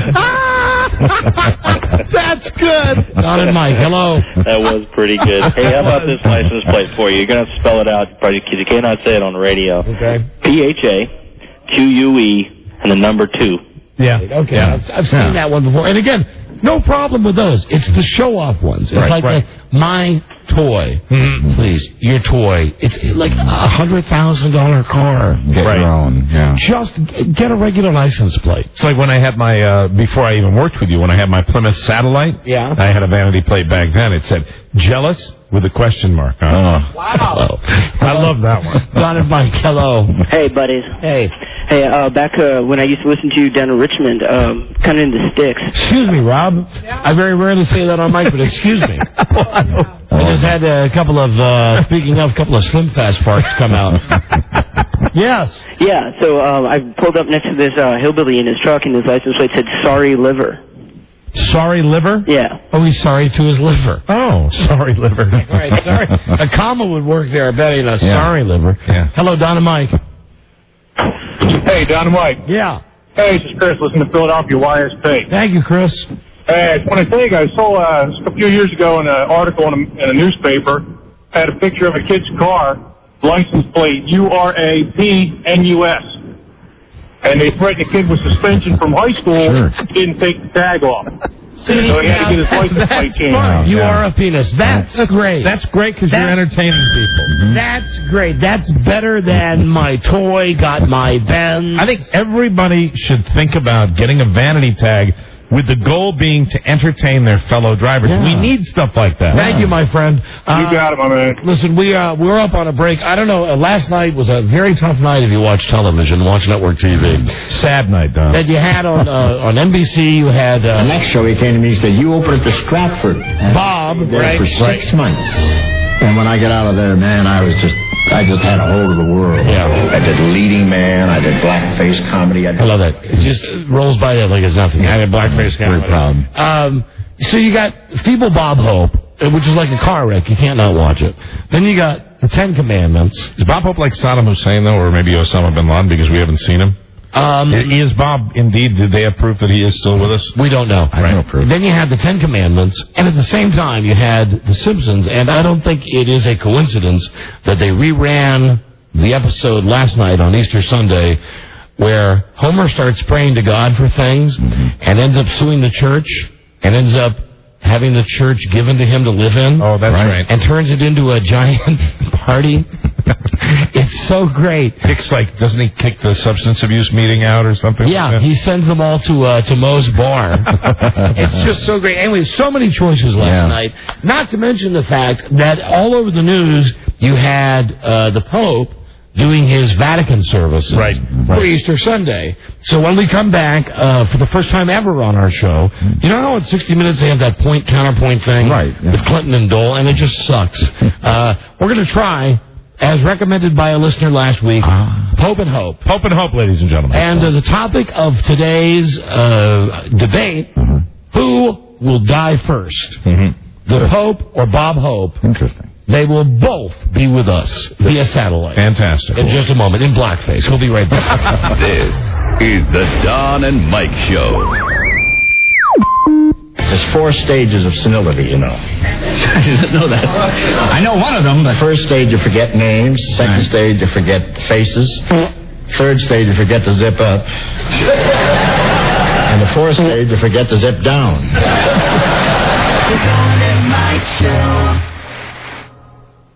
Hold, I'm dry. Yeah. I can't believe I'm dry. Got no record? Dry. I'm sorry about that, everybody. Jesus Christ. Previously on the Don and Mike Show. Get all ready for the bin here. We're dry.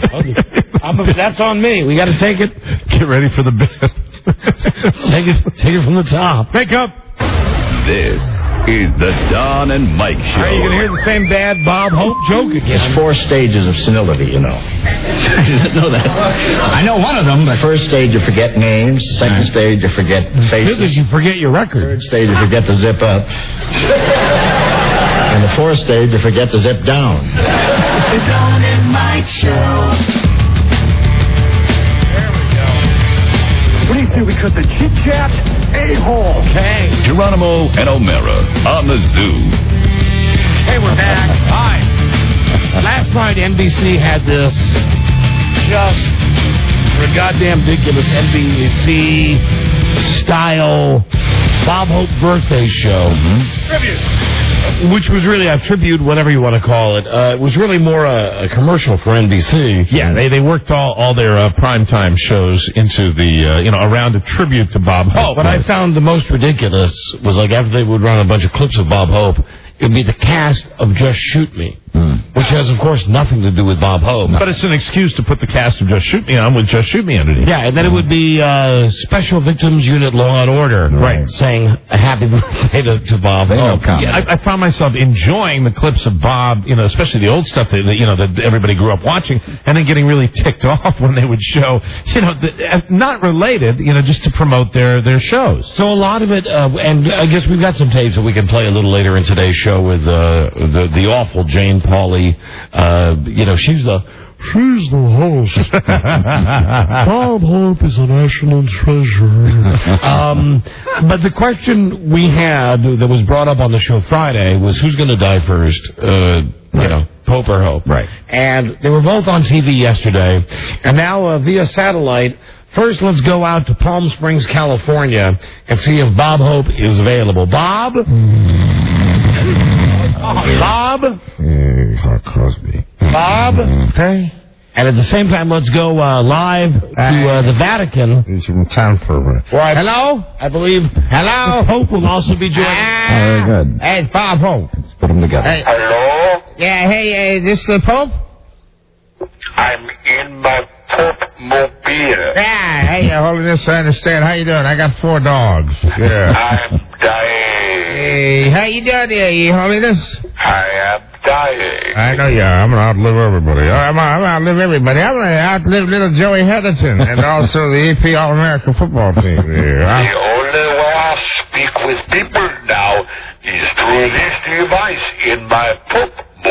Yeah, that's the same one you're using for the services, isn't it, Your Holiness? I'm glad I can hear you because I sure can't see you with my bunny eyes. I'll tell you that right now. When's the last time, Bob, you had a solid PM? Back to the Eisenhower administration, Your Holiness. It's been a while, but I'll tell you, sure enjoyed that tribute to me. Still got a healthy ego there, Your Holiness. Check the ratings, dude. Hey. I believe my service at the Vatican got a bigger number than your pathetic clip show. Yeah, well, I may be sitting here by the phone, but I'll tell you right now, at least I can lift my chin up over my chest. What's the matter with your neck? Come on, straighten your neck out, Your Holiness. You know I can't move my neck. Yeah, see, there you go. Stop picking on me. At least Do you have a nice pointy hat like I do, dude? I'll tell you, the only time I wore a dress is when I was trying to make out with Dorothy Lamour. Faggot. Wow. What was that? Faggot. Hey, that's not called for, you. I may be a lot of things, but that's not one of them. Not that there's Did you wear a dress? Yeah, well, it's called drag. I did Faggot. one of my shows with Burl. Stop throwing that word around. God hates fags. That's your decision. You're just a man, flesh and bone. Stop that, Pontiff. I'm just a man, flesh and bone. I understand, yeah. All right, so what's this debate about anyway? They called me and said I was supposed to debate you. What are we debating? I am on my way to go get some nice popcorn shrimp right now in the bookmobile. Popcorn shrimp. You like that stuff? Where you going, Popeyes? I don't know. We put it in a blender. Ah, yeah. Well, that's what they do with all my stuff. We can commiserate on that. And they said, you're debating. Actually, I'm going to Popeye's. Hey, Popeyes. Yeah, that's funny, you know. Yeah, wow. Ladies and gentlemen, His Holiness the Pope right there. And ladies and gentlemen, sinner Bob Hope. Proud of it. Yeah, proud of it. Our debate topic today is, who will die first? Yeah, well, who gets to go first? Why don't you go ahead? I believe I have to make a message to some of my fellow countrymen right now. All right, you go ahead. Go ahead, make a message. Hey, turn that off. Turn that off. Oh, you're killing me. Get the F out of the way. Oh, he's in his Pope mobile. I'm the effing Pope. I want 10 popcorn shrimp and spicy dipping sauce. Are you at the drive-thru? Wow. I want to tell you. And I want no fags touching my food. I think I got a hernia after that last one, Your Holiness. While I wait for my food, Bob, go ahead. Who will die first, me or you? Ladies and gentlemen, it's my turn. This is Bob Older than Dirt Hope. You know, everybody's been calling for my demise, especially after the recent switches that they had for me on the NBC last night. And I like to say that I'm going to outlive everybody. Yes, as a matter of fact, I have so much money, ladies and gentlemen, that I've actually invested it in a special ageless serum. A special serum injected into my body that's just freezing different parts of it. So lick it, Your Holiness. That's what I got to say. I'll outlive you and every other person. As a matter of fact, I have in front of me a list of people that I'm going to be outliving, and they all happen to be working for NBC. Tom Brokaw. Also, I'm going to outlive every cast member on Friends. There you go. Wow. Bob? Yeah? This is the Pope. Yeah, what's your counterpoint to that, Your Holiness? And I especially going to outlive those people on Will and Grace. One of them is a fag. You seem to be obsessed about that, Your Holiness. But this debate's not about fags. It's about whether you're going to live longer or not. I think you will be surprised where I'm coming from on this topic. Go ahead, Your Holiness. Did you get your popcorn shrimp? Not yet. I tell you, that service is terrible. I'm the effing Pope. Take my effing order. Hey, Bob? Yeah, Your Holiness. I got news for you. Yeah, what's that, Pope? I've been dead for 3 years already. Oh, my goodness, that's throwing me a wild card. I think I dropped a little sea biscuit after that. The Disney animators have actually resurrected me, and I am being run right now via remote control by Michael Eisner, which is funny, a Jew running the Catholic Church. Does that mean you're going to be Pope forever? Yes, much like the Hall of Presidents display at Disney World. Well, I guess if you're going to be honest, I can come clean with Bob's deep, dark little secret. What's that, hook nose? I'm a Muppet. That's right, Your Holiness. My entire skin is made out of felt, along with my clothing. As a matter of fact, Frank Oz has right now got his hand up my bum, and I'm an animatronic dummy. Hey, tell Frank I said hi. Before I went to Disney, I had his hand at my prostate for 7 years. Little Frankie Oz. Give him a nice round of applause. Hey, Frank, take those 2 little pieces of metal and clap my hands together. Yes, sirree. There it is. Hey. That's the sound it makes, because I really can't clap. I got no skin. Yoda right here. Frank, this is for him. Yeah, fantastic. That's... No.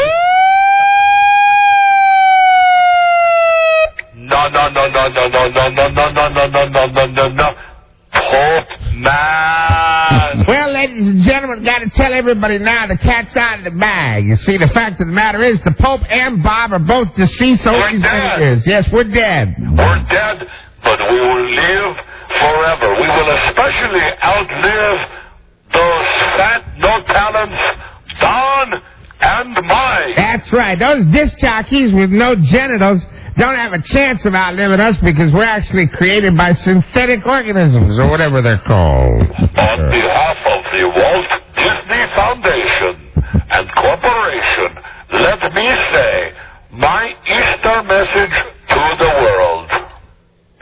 Hello, this is the Pope from inside my Pope-mobile. Here's my Easter message. Go ahead. Direct from God. Say, kids, do you like Toy Story 1 and Toy Story 2? This is a shameless promotion. Maybe you're not aware, but they're going back into the Disney vaults on May 1st. It's more embarrassing than when I did blackface. I did blackface early in my career. Yeah, did you really? Only this, I had no idea. Well, hello there. It's very nice, Your Holiness. Yeah, that's quality. I'm getting an electrical shock from Eisner right now because I'm varying from the script. Go ahead, promote your Disney products. Don't forget, kids, if Mom and Dad don't buy you Toy Story on DVD by May 1st, it means God hates you. Is that your message, Your Holiness? Yes, and God hates fags. But God loves the Walt Disney Corporation. Thank you, Your Holiness. Well, they're giving me the cue that it's time to wrap it up, and I'll do my standard Bob Hope, Bob Hope. Well, another year is come and gone, and as everybody knows, it's time for everybody to count their blessings this Easter season to make sure that you love the people you love around you. This is Bob for everybody's hopes and kind of fall. This year we're going to have other things. You see, even though I'm made out of Muppet material, the stroke that damaged my vocal cords before they turned me into this Muppet still does not allow me to speak as clearly as I used to. So I say, ladies and gentlemen, count your blessings. It's a great country we live in, and it's great to be an American. And I will say that I love everybody, and I especially love Frank Oz, where his hand is a sun doesn't shine thing. And I'll tell you right now, I love America, and I sure love you. Yes, sir. Excuse me, the Pope wants to say something. I have broken away from the control of Michael Eisner for a brief moment. This will be a message from the animatronic dummy known as the Pope himself. For Easter, I left in Michael Eisner's Easter basket a nice pile of my number 2. Congratulations, Your Holiness. That's a good thing to do. Also, for you sports fans out there, the Lakers will not win in 4. Really? They will not win their 4th championship. Listen to me. Put your money on the Sacramento Kings. And I have a message to my former employers at NBC. Eisner's a Jew. The Pope is being run by a Jew. Thank you for jumping in with that, Your Holiness. I want to say to all my former employees at NBC that SVU will be canceled before Memorial Day. Thank you very much. And Tom Brokaw likes kids, if you know what I mean. There you go. Wow. Hey, speaking of kid touchers. Yeah. I got a big shout out to all the Catholic priests who might be listening to me right now. Yeah, I tell you, that's more kid touching that happens at the Neverland Ranch, ladies and gentlemen. Bob, when did you die technically? Technically, I died just after 1988. As a matter of fact, I was not only dead, but due to this incredible work done by Frank Oz, I was able to participate in the Bob Hope Desert Classic. That's right. They had special metal poles coming out of the grass that allowed me to chip and putt with the best of them. And I also played golf with the presidents, Clinton, Bush, and Ford. Since I have been dead, I have had many presidents and head of state come to visit me, and I've gone to many countries as well. But I also officially died in 1998. And I'll tell you right now, it's one of the great ruses of all time. If you'd like to recap, ladies and gentlemen, the fact did you die in 88. That's when I died, too. That's right. It's been a giant ruse and scam. The fact of the matter is that both Platif and Bob Hope are dead as doornails, ladies and gentlemen. We are dead. That's right. Thanks to Frank Oz, I spoke my own eulogy. And thanks to Michael Eisner and the good people at the Disney Corporation, I'm propped up on most major holidays telling children, buy Disney products. Oh, I'd like to pin the Texaco star on you, Your Holiness. Yes, sir. Oops, I lost a finger. Stuffing? We need more stuffing, please. Bob, that's why you need the Disney animatronic department. As a matter of fact, I just realized something, Your Holiness. Aren't the Muppets owned by Disney? Disney owns everything. Well, in a roundabout way, I guess that means that we're brothers, Your Holiness. Yeah, I think you'd be happy about that. My food is finally here. Hey, I tell you what, if you let me wear one of those robes, I'll let you have my putter. What do you think of that, Your Holiness? I'll throw in one of my pointy hats. Attaboy. They'll have some good times right now. Maybe we can relive the road pictures. Hey, Bob. Yes, Your Holiness, Pontiff person. Lick it. Lick it good. Go eat one. Right there. There he is. John Paul II, baby. You're marvelous. You're marvelous, too. It's been great talking to you. You're wild. Wild, right there. There, Your Holiness, right there. So what was it like doing blackface, Bob? I tell you, it was a kick, that's for sure, but that's kind of politically incorrect. I forgot that when I was talking about it on my special. Special. Wow. I seem to have lost one of my teeth.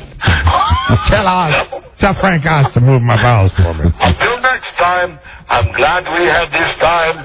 Don't forget, our time on this earth is precious. Yes, it the is. current time, 11 past the hour. Yeah. This is JP2, the Pope. And this is Bob for Texaco Hope saying so long and thanks for the memories, everybody. F you. Lick it. And a sword needed. Lick it with my felt tongue. Bye. Bye, Bob. Bye, Pope. Here they go. Thank you. No theme song? Where's the theme song? How about some of that rock and roll that kids like so much nowadays? Put some of that devil music on. That showbiz, you gotta play us out of here, ladies and gentlemen. Play us out. Play us out. It's time for Frank Oz to move my balls. I am the god of hellfire, and I bring you. La la la. I need you to burn. Yeah, fire, baby. Take it, Bob. Fire, fire, la la la. That's a good fire. Oh no, I'm made out of felt. No more fire. I'll need you burn. Yeah. Stroke. You'll be living like a little girl in the heart of your little world. Hey, he knows the lyrics. How about that? Hey, it's Holiness John Paul. I gotta run, Your Holiness. You take So do I. My Popeye's chicken's here. Goodbye. Later, dude. Both dead for 15 years. There they go. What, is it 15 years? Yeah, 15. 1988 to 2003. That's You learn something on this show every day. There you go. Okay, Robbie. Well, say that was fun. That was great. Do you wish you could do the show every day with a bullhorn? You know that. Rob, stop playing with it. Stop it, Rob. Just for special occasions. That's right. I want to tell you, it's wild. Ladies and gentlemen, please welcome our host for the evening, Jane Pauley. It's a shame she couldn't have been there for In just that. a few weeks, Bob Hope will turn 100 years old. And for 85 of those years, he's been performing in front of audiences around the world. Who knew it was all a scam? Only to catch his breath and play a round of golf or two. Animatronics His and puppetry. 69-year contract with NBC is recorded by the Guinness Book of World Records as the longest contract ever with any broadcast entity. My 27 years here at the Peacock Network pale by comparison. Well, why did we get to hear that? Jesus Do Christ. you remember like 2 years ago when NBC dropped his contract and he put out a press release saying he was a free agent now? Yeah, it's good for him. I mean, I'm surprised that wasn't mentioned on the Body Special. Yeah, it was more a promotional vehicle for him. I'd say it's wild. A lot of the other shows were held up because of the writer's strike. Fortunately, I have never had to depend on writers. That's a joke. Those white cards you see flipping in front of me are part of the air conditioning. This is the part of the show where they explain that Bob loved cue cards. Became a national joke because you could see him. I thought she looked great. Phyllis Diller? Yeah, Phyllis looked fantastic. Always does. Gleason was shocked into dieting by a terrible thing that happened in Florida. He fell asleep on the beach and someone painted Goodyear on his side. One day I'm in the hall, and I see two men carrying a piece of cardboard that looks like a plate glass window. And two guys carrying it. It's about 10 feet long. Yeah. Goes by and it says, Can you hello. hold on a second. I want to point this out. When you hear audio of Jay Leno, you realize how messed up the speech is. Listen to him carefully. Oh yeah, he sounds like he's palsy. Gleason was shocked into dieting by a terrible thing that happened in Listen to Florida. Jay He fell asleep on the beach and someone painted Goodyear on his side. one day I'm in the hall, and I see two men carrying a piece of cardboard that looks like a plate glass window. And two guys carrying it. It's about 10 feet long. It goes by and it says, hello. I was, what's that? They said, oh, it's Bob's cue card. It was as big as a door. It was part of Bob Hope and a way of inviting the audience in with him. They always knew he had cue cards. And he made them know that he did. Dean, who invited you to this party? Now, if Bob was alive, do you think that he would have allowed the cue card thing? No. I mean, Bob is alive. I mean, if he was mentally alive. If he was part of the thing. I must try that sometime. Was it really necessary for the NBC special to talk about his love of cue cards? When he cast his specials, I think if you look at his specials. Harvey Firestein. What was Harvey Firestein doing on that show last night? Promoting... He's getting a series. Yeah, he's getting a series. NBC series? Right. Is he really? Right, yeah. Jesus Christ. And one more thing, we got to go to break. Every comic owes a great debt to Bob Hope, to his manner, to his form, to his fills. But I want to tell you. But I want to tell you. But I want to tell you. I want to tell you. I want to tell you. But I want to tell you. I got to tell you, that is marvelous. And I want to tell you. He was always intelligent, always played up. Who's that? Very rarely took the cheap shot. Who's that? He never played down to his audience. Frazier. Oh. These are things And you that had, I hate to say it, you had your guy, Steve Martin, and Alan King, the two. Oh, I saw them. Serious business of comedy guys. I saw Steve. If you're a Steve Martin fan, it was an embarrassment. You're Steve Martin saying, this guy was the man. Jesus Christ. What a train wreck that was. The next show he came to me, he said, you open it to Stratford. And I stayed there for 6 months. And when I got out of there, man, I just had a hold of the world. I did leading man, I did blackface comedy, I did blackface. All right. We got to break. When we come back, just one more Bob Hope thing from last night. Jay Leno really overstating the whole Bob Hope legacy. Are you like me when you watch this? There's just a little bit. It's almost like when you see comedians talking, even though they're praising another comedian, it's in a roundabout way. They say things that turn it back on themselves a little bit. Oh, yeah. When they're talking about what we all do today, we're so great. We make themselves part of that. They don't compliment in such a way. It always seems a little weird to me. I was doing blackface. And the tone also to me seems that, don't you see what I see? I mean, Jay Leno will say it here, how he's amazing that he remembers how great Bob was. Couldn't you enjoy a tribute special like that? And really, the clips of Bob, and all that old stuff, that's fun to watch. If they just had like a little narration without having Alan Alda say things like, Bob was funny by speaking. I did enjoy Jiminy Glick, though. When we come back, not only will we trust me, we'll get all this Bob Hope thing, and we're going to get to something the lawyers are very worried about. An upcoming guest on the show. Her name is Rachel Bussell. What's her skill? She's the world's BJ queen. Oh, very good. And some of the press that she sent us before we booked her as a guest. Confessions of a BJ queen and Rachel's tips for giving a great BJ. Is Rachel going to be on the phone or in the studio? She's going to be here. She's going to be here. She's going to be here. Wow. Here. Wow.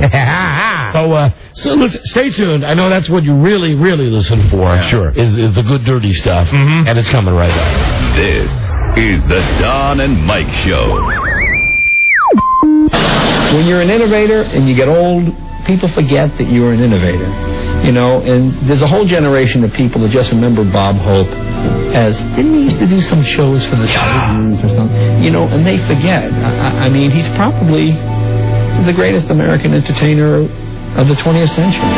Thanks for the compliment of coming on my show. Shut up. Before you go, I give you this tender kiss. It's more And at the end of this, you're going to hear the worst part of this NBC Bob Hope special last night. Listen to this now. Right here. It's Bob Hope. Next, Steve Martin and Bob Hope himself reflect on Bob's vaudeville, Broadway, and radio careers. And Bob's birthplace, where the laughter all started. Happy birthday, Bob Hope, from your friends at Good Morning Miami. Congratulations on your 100th. I hope I make it as long as you do. Congratulations. Shut up. Like many of us. They don't trust the Germans, and neither should you. Don and Mike. So did you get that? They go through all this. They go through Jay Leno sucking up. He's an innovator, blah, blah, blah. Then they do some more of that stuff. And then Shut up. All leading up to really what seems to be the real important part. Yes. Hi, Bob. We're the cast of Good Morning Miami. A show no one watches, but we know people are watching this special because it's Bob Hope, and, you know, I hate that. We want to wish you a happy birthday. Anyway, okay, let's see. Radio stuff. Ratings start coming out this week. I know New York came out today. Philly comes out tomorrow or the next day. Right. Then D.C. and Baltimore come out after that, and then it's like according to market size. Right. Then it'll be Seattle, and we'll go through all the cities. We'll give you the honest rundown. When does Wichita come out? July. We'll give you the honest rundown of if we're doing great or if we suck in each individual city. We'll just spend more time on it if we're doing really well. Our former station in New York now, which is now changed format, right? So this really doesn't count. But the last official ratings book for WNEW was a 0.5. That's good. Congratulations. I don't think the station made the top 30.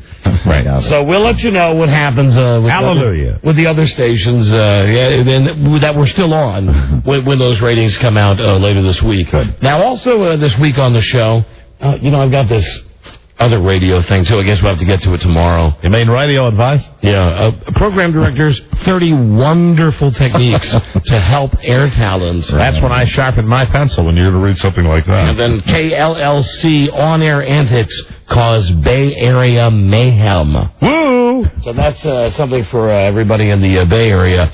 Later this week on the show, we're going to have this girl, Rachel Kramer, and Rachel Kramer Bussell.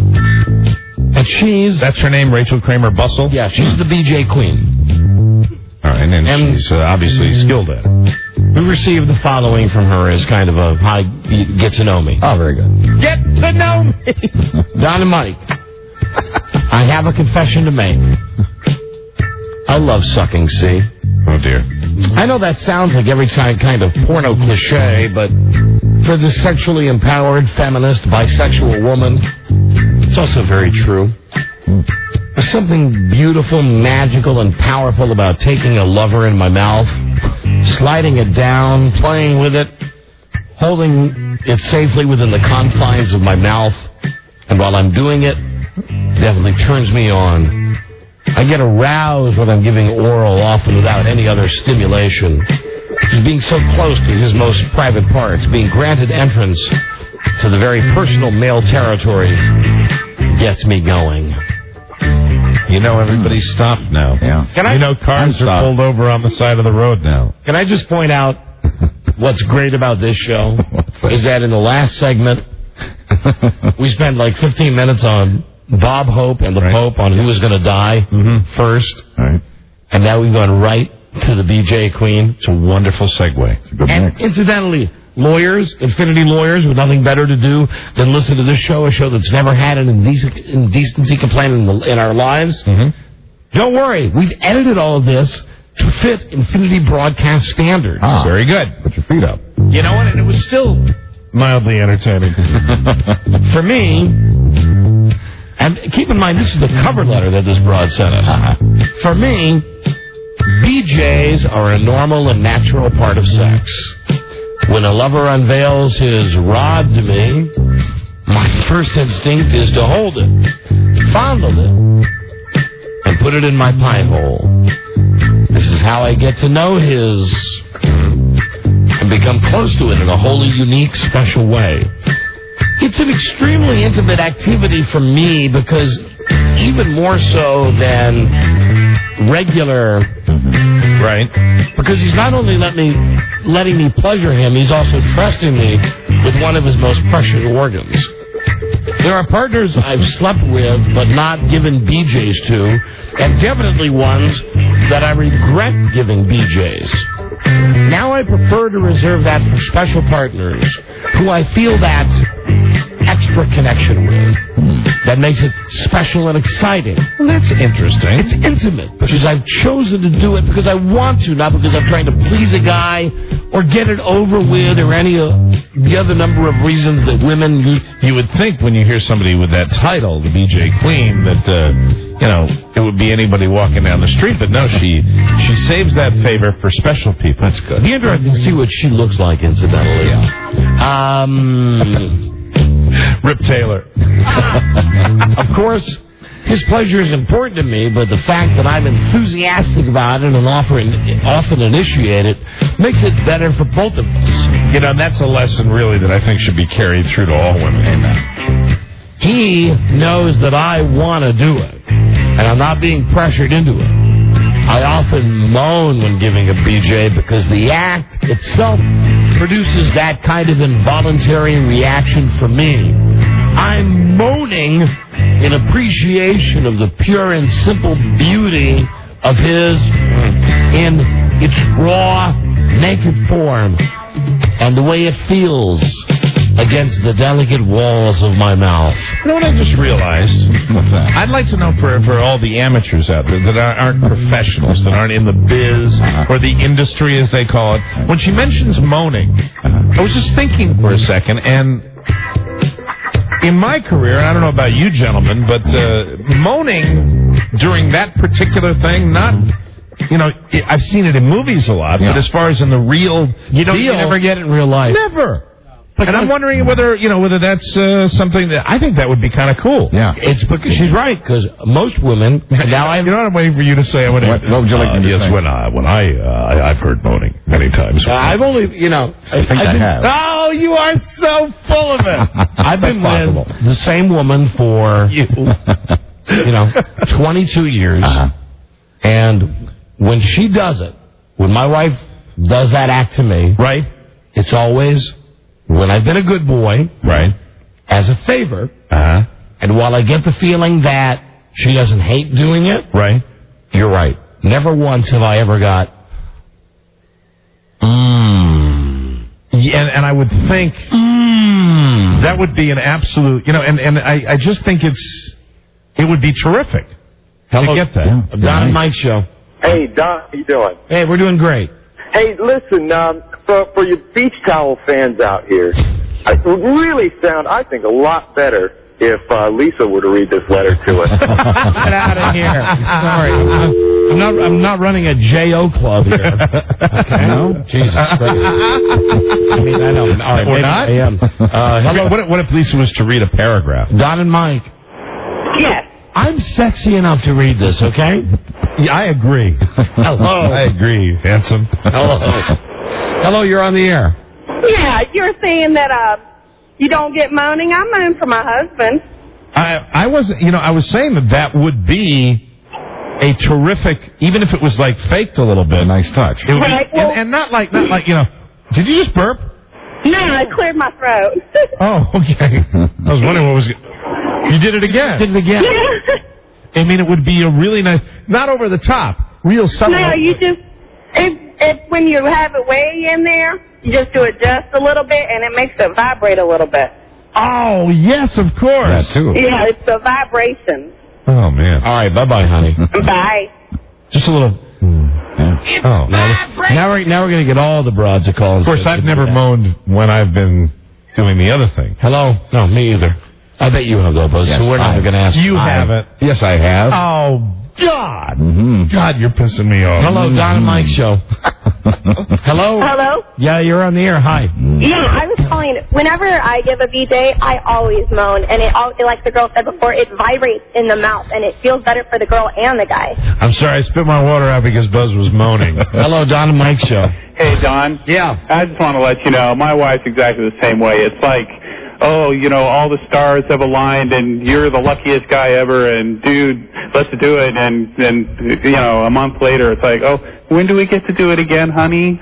Please, let's do it again, honey. For some reason. But I'm actually specific. I know you guys have been married, and it's a married thing, but I'm wondering really, even with new partners, even if you're doing that, if the moaning thing is, I don't think it would be commonplace. I've never had, even when I think back, BF before Frida. Right. I never had a girl moan when she was doing that. I don't think so. I mean, it's tough to remember the thousands, but it's very, very difficult. Don and Mike, hello. Hey, Don and Mike, this is Pablo in Sacramento. Yes, Pablo. Hey, we don't need Lisa, man. I'm picturing you, and you are making me happy. For all the gay beach style fans out there, hey, you're doing it. You're doing it, buddy. Thank you. Hello, Don and Mike show. Hello. Hey, what's up, Bonnie? Hey. How you guys doing? Don, you said earlier I'm definitely handsome enough and romantic enough to be reading this, but it makes me feel a little homosexual listening to you reading this on the air. Yeah, does it make you feel a little gay hearing this? Yeah, a little oogie, kind of like, when you're talking about in the bad place, a little bit of that going on. Well, she's not mentioning the bad place. No, I know that, but it's like talking about that when guys talk about doing it in the bad place. It's like a little bit bordering on... I think you're maintaining your territory in the designated reader. I'm the host. No, yeah. I'm the host. You're not.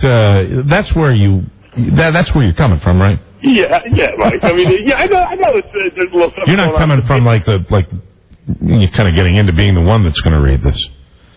But I am the one that's reading it. But are you getting into it? Are you into the fact that you're the one that's reading it? Do I have to answer that? Am I in a court of law? No. It's totally up to you. It's totally up to you. I mean, we don't. You read many, many things on the show. We don't do a breakdown. We don't do an analysis of it. It doesn't. I'm not getting into reading it. Okay. You want it all. Well, I think that's what the caller was asking. I'm not getting a rush, if that's what you're wondering. I don't feel blood surging to a certain part of my body, if that's what you're wondering. It's just with the content, I think. That was not my thought. It was the caller. I understand. I feel no power at all over the fact that I'm the one that's reading the article. Get used to it. Yeah, my speaker? You mean your bullhorn? Yeah. Anyway, she sends a wonderful, wonderful presentation, and I'm not nearly through the beginning part. I am really, really looking forward to having her on the show. And while the Hope and Pope is great, I think this is the wheelhouse. Yeah. This is the wheelhouse. Yes. Hey. Hello. Hey. Hey, turn it on. Turn it on. I know. Is this busted? No. There you go. Hey, attention listeners. This is your friend Don. I'll be reading this article like it's none of your beeswax. And incidentally, I do, and it's not a gay thing. It's a power thing. And Mike? Yes, Don. You look so good in red. Stop. You look so good in red. Take it away from him. I made it, Take Mike. the bullhorn away. Please stop. We do. Oh, it fell apart. Broke it. We got a break. Break. We'll be right back. More BJs. I'll be reading about BJs right after this. This is the Don and Mike Show. But listen, I didn't force myself onto your women. I simply gave them something that you all wasn't giving them. Like Frank. Yeah. You, for instance. Hey, your wife, she loves you, man. She does? Yes, she does. She always used to call out your name when I was rocking on top of her. The Don and Mike Show. You can call Don and Mike anytime from anywhere in America. 877-365-3636. They're ready to believe you. Sounds like somebody's got a case of the Mondays. They take the Lord's name in vain. Don Geronimo and Michael Mara. Goddamn right. This is going to tie it all back to the beginning part of the show. All right. I was telling you about MP3s and the fact that and you pronounce the Buzz, it's Clie. It sounds dirty. My Sony little Palm Pilot thing. I figured out not only does it work as an MP3, right? As I was showing Mike. Now, the demonstrations we had, Buzz, we have virtually the same handheld thing. Yes.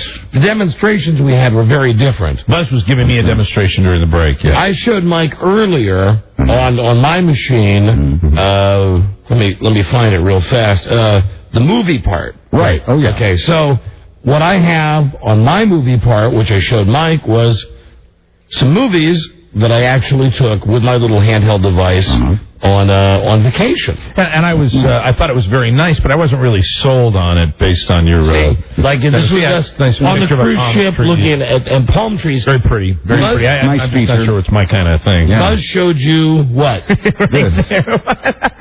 Buzz has pornography. Speaking of BJ's, that's moving pictures, and that's when I was sold. And incidentally, Buzz, for that guy from New Jersey, before he calls, let me say, I find nothing wrong with the fact that you downloaded pornography. Thank you. You stole money that could have gone to the artists. You stole pornography to put it on your handheld Palm Pilot. That's just wrong. Pretty good quality there. Yeah, it is. Yeah, it sure is.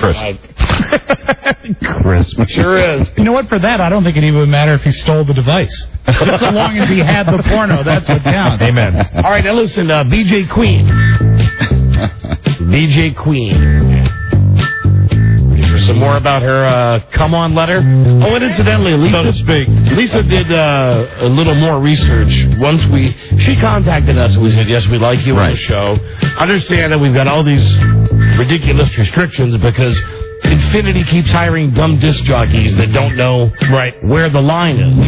So she said, no problem. She sent us this letter. You should also know she's a lesbian. Well, she's bisexual, she said. You said that in the letter when you started reading it.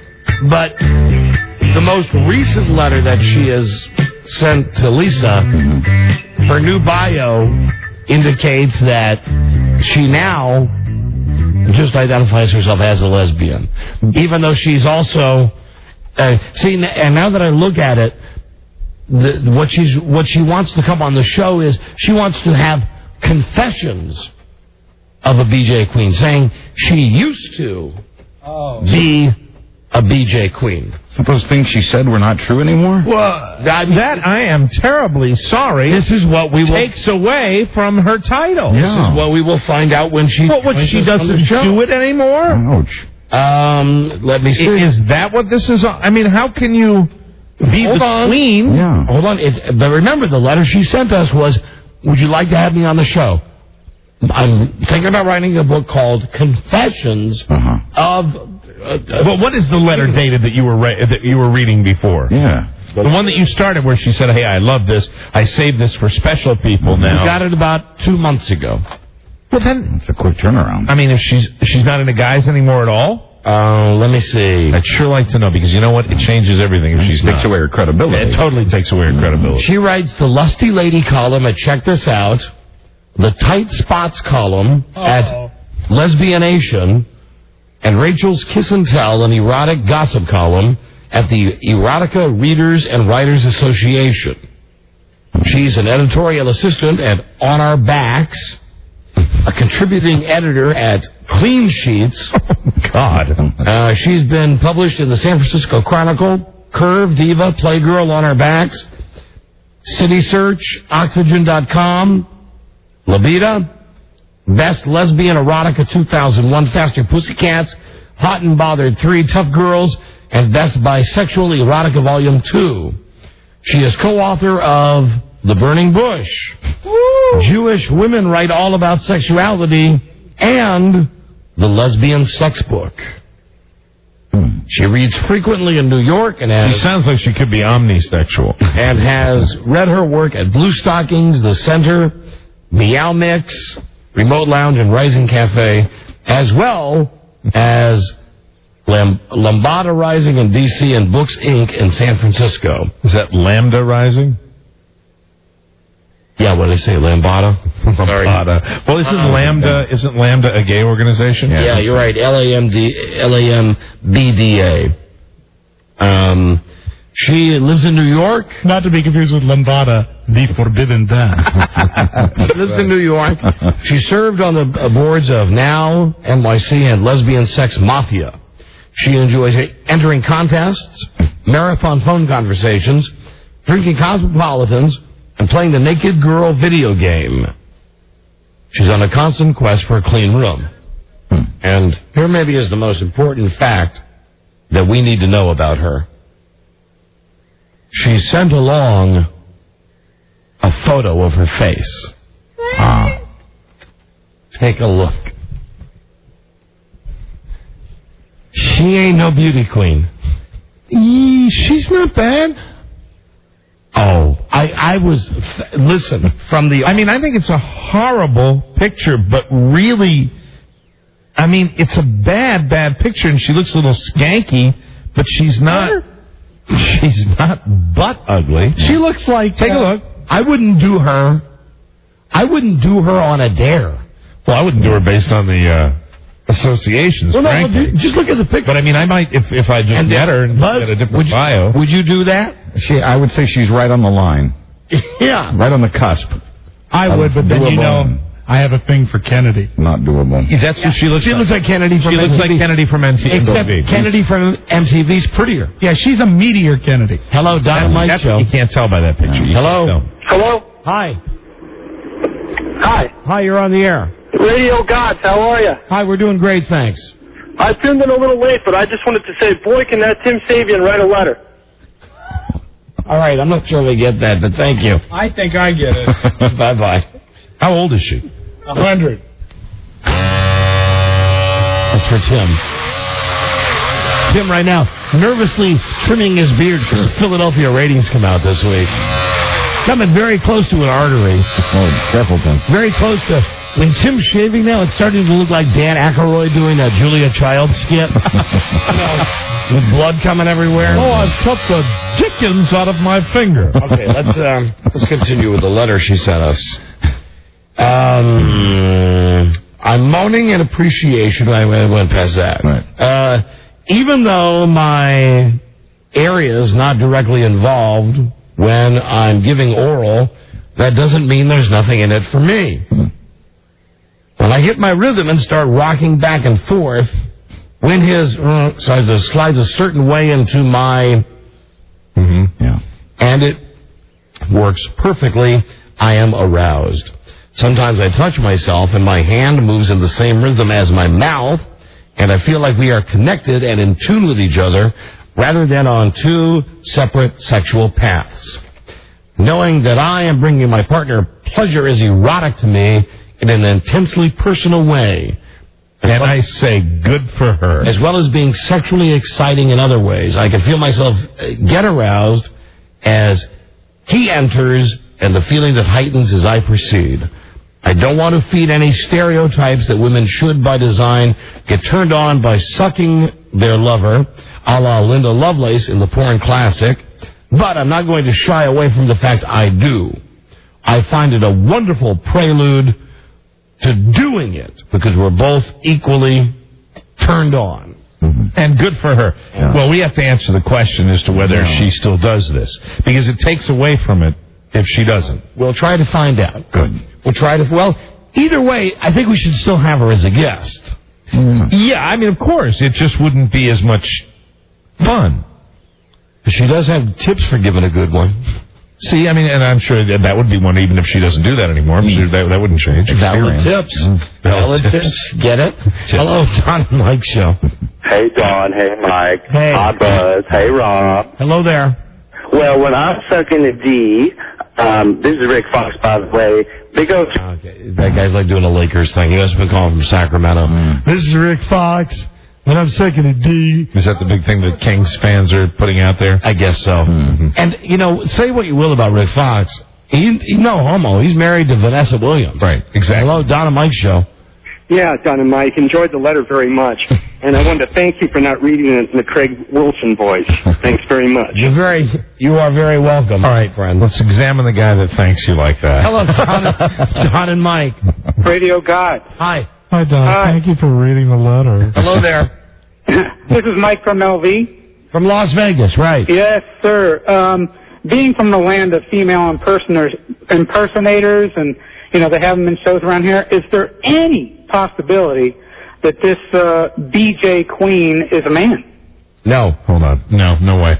No. Oh, Look okay. at the picture of her. Look at her bio. No. There's no way she's a man. Okay, just figured I'd check it out. All right. You know what? We are going to put this on hold until tomorrow. She's not coming on the show, again, pun intended, until later this week. She's got the hyphenated name, too. I wonder if she's married. She may have been married at one time. These are all valid questions. Yeah. That's just, I think, and I stand by the fact that if we saw another picture, or perhaps saw her in person, I think this is just this has the potential of being a really horrible picture. That's a picture she sent us. Yeah, I know, but that doesn't mean you can have a bad picture and just send it out. Yeah, that might be, hey, the whole lesbian thing might be by design. Yeah, what's she going to send us? A glamour shot? No, she's a lesbian. I don't know. She looks like a very ugly Lisa Loeb. You remember the singer with the Catwoman glasses? I'll tell you, the eyes are, I mean, of her whole thing, the eyes are suspect. Hold it up again for a second. I'm going to give you the eyes are not pretty. I'm going to say part Kennedy from MTV, and part the late Gilda Radner. When Gilda Radner would do that character with Bill Murray, Ludner. This is Ludner. Yes, absolutely. Time. That's tomorrow. Yeah. We'll get to it tomorrow, I promise. The rest of the confessions, and then the tips for giving a good one. Fantastic. And then she'll be on the show later this week, and all of your questions will be answered. Okay? In a world where owning a radio was strictly forbidden, one man found a way to bring good news to his people. Buzz. He made it up. There he is, right there. Right there. Marvelous. Right here. Buzz, what is your lead story today on the news and the comments? Just what we need for a better life, Evel Knievel, the rock opera. Do we still have our Evel Knievel and his son Robbie tapes? I believe we do. Great. Stay tuned. Morons. Morons. The Evel Knievel musical. Stay tuned. You know this? Please. No. Hey, No. God damn it. Who's screwing with our stuff? I think the tape may be shot. I'd like to shoot the tape. No. Put it back in. Don't break it, because we need it. We don't have it back up. Just put it back in, but make it right, for God's sakes.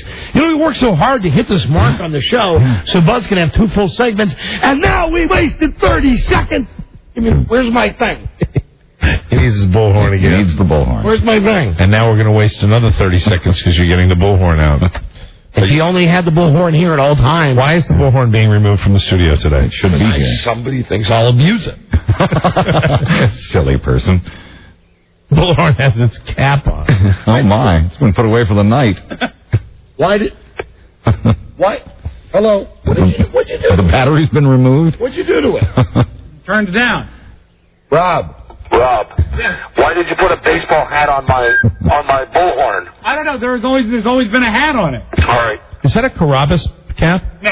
This should never leave the studio.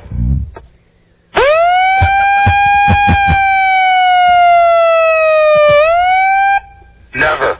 Stay tuned, everybody. That's a gay hat. Stay tuned for news and comments. News and comments on coming the up. Don and Mike Show. Don and Mike Show. Mike, that was very That's the passing of the horn. professional. This is the Don and Mike Show.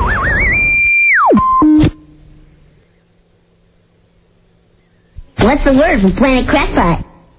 The Don and Mike Show. You know, I apologize. We just found out we're going to Iceland. We're all getting a little googly and excited. Sure. Rob had the wrong tape loaded in. I didn't have music loaded in. We're a little jacked. We're going to spend the weekend in Iceland in a couple of weeks and then do a live show. And it's like 24 hours of sunshine. It's like Alaska. It never gets dark there. Right. Anyway, and people never grow old. You know, And you don't ever die. my bad. We're sitting here talking about going to Iceland, and all of a sudden it's like, oh Christ, the spots are over. Second time today. Oh, no. Help me! I'm an idiot! There's a boy out in the hallway that's crying because he wants to play with that. Who is that boy? He's big. Oh, I know. He's got a little head. Okay. This is the Don and Mike Show. What's the word from Planet Crackpot? The Don and Mike Show. Now, I sure hope you stations didn't go to break again. Even better than eating skin. The Don and Mike Show. This is just a redo. Right. Yeah. Time for Buzz and the news. Buzz brought to you by Verimax Sexual Pleasure and Performance Enhancer. It's doctor-developed. Someone called for a doctor? Clinically tested Verimax works. Get it at Rite Aid, GNC, other select retailers. Try it today. Verimax. 1-888-TRY VMAX. Hello, Buzz. Hi, Don and Mike. Well, the first 7 songs of a rock opera about Evel Knievel are finished, and he likes them. The opera is being written by a theatrical music director in Los Angeles who says Evel was a living superhero in his day. Last week, the composer flew to Knievel's home in Clearwater, Florida to play him the music and get Evel's approval. How ridiculous is that? The 64-year-old liked what he heard and immediately signed over the rights.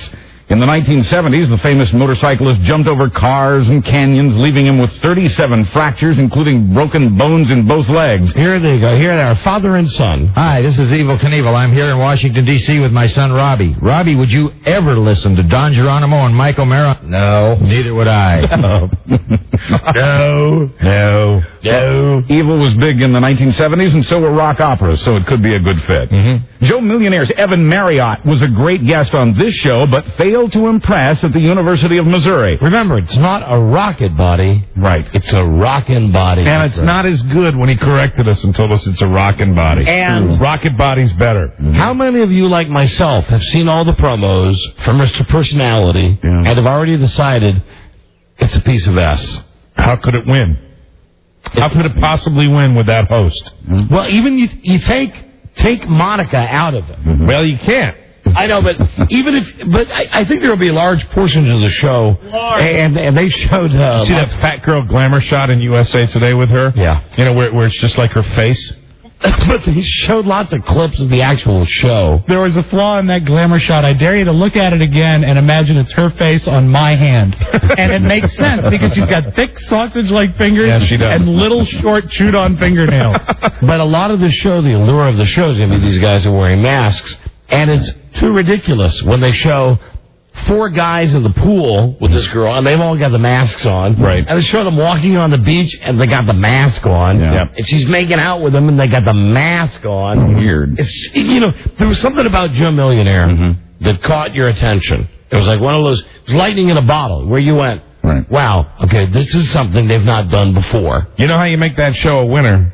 50% of those guys are from the mouth up are horribly disfigured. But even if you don't want to be that cruel, and who's to say that Fox wouldn't be? Right. I'm so glad you picked me. And maybe they'll do this. But really, I agree with you. Half the guys should just be goofy looking, like, David Letterman types. Absolutely. All but one of them, maybe. But the problem is that from what I've seen, even with a cutout of the masks, they generally all seem to have average looks, good teeth.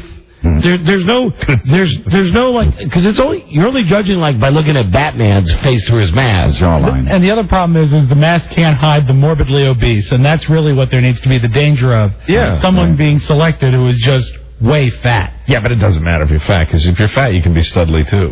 Yeah. This is true. Look at Mike. You look good in red, Mike. I'm dancing. I know it's the red. It's the red. It's wearing red today. Well, let's talk about Monica first. We'll come back to Evan Marriott. Once known as the portly pepper pot, the reinvented Monica Lewinsky made her debut today. First, she appeared on the women's daytime talk show The View, filling in for Barbara Walters.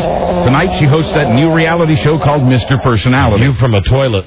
She's also a buddy for the female contestant who has to choose and narrow a field of guys based on their personalities and not their looks. And although the contestant gives Monica high marks as a sounding board, she gives her lower scores for her ability to give good advice. You know, here's the thing. Quoting the contestant, I wouldn't exactly call her a dating guru. What's the thing? I'll end up watching it. Yeah, of course. A lot of people will. Yeah, and I'll lie to myself and say I have to watch it because I have to comment on it on the show tomorrow. I think you watch it because you watch everything. Yeah. Well, that's probably true as well. The question is whether you'll stay with it. I probably won't because Raymond's on tonight, and I like Raymond even with a heating factor. But God, I don't know. And I've also got so much stuff TiVo'd that it's incredible. Sometimes I sit down, there's nothing good on TV. I go, well, I've got like 8,000 shows that I haven't seen yet. You ever have that moment? Have you had the moment where you have a bad night on TV and a bad night on TiVo? Never. Where TiVo is where you've watched all the good stuff on TiVo? It's impossible. Never, because... Oh, it isn't impossible. It happened to me this morning. Wow. Now, you got to know how to build up your stats. Yeah. I don't know how to... Maybe I don't know how to use my TiVo, but I put on my TiVo'd Mad TV, and it was a repeat, and I was very disappointed. And then the CSI that was TiVo'd was a repeat. Yeah. Yeah, but you got to have... Friday night CSI, and I'm like, ooh, Friday night. They might have popped on the Miami CSI. one? Yeah. It was a repeat. It seems like a repeat like TiVo 3 weeks ago. What you got to do is figure out a way to... And my TiVo won't do this. My TiVo, because I've told it to, will not tape repeats. When Letterman's in repeat... Yeah, but see... A lot of times with certain things, I don't mind a tape of a repeat if I haven't seen it the first time around. Right. It's you. All I know is I've still got... So you TiVo everything, and you have been TiVoing everything. Do you understand what I'm saying? You've been TiVoing everything for a very long time. TiVo is still new to me, so my TiVo is catching stuff that I haven't seen still. I was telling Robbie during the break, there was an article in the New York Times yesterday, front page of the Sunday Style section of the New York Times, about TiVo and how TiVo is cult-like, and the people who have TiVo are the best salespeople for the product. And if you get a product which I predict, and remember you heard this, I predict will probably within 5 years be obsolete. Yeah, but who knows? For those 5 years, it'll be great. It'll be great for 5 years, right? They said, and rightly so, if you get somebody at a party and they're talking to people who don't have TiVo, the guy at the party ends up selling it to everybody else. I have. Saying how it's changed your life, how it... I mean, you tell it what to find, and it does it for you. It's so much better than VCR. You go past the commercials.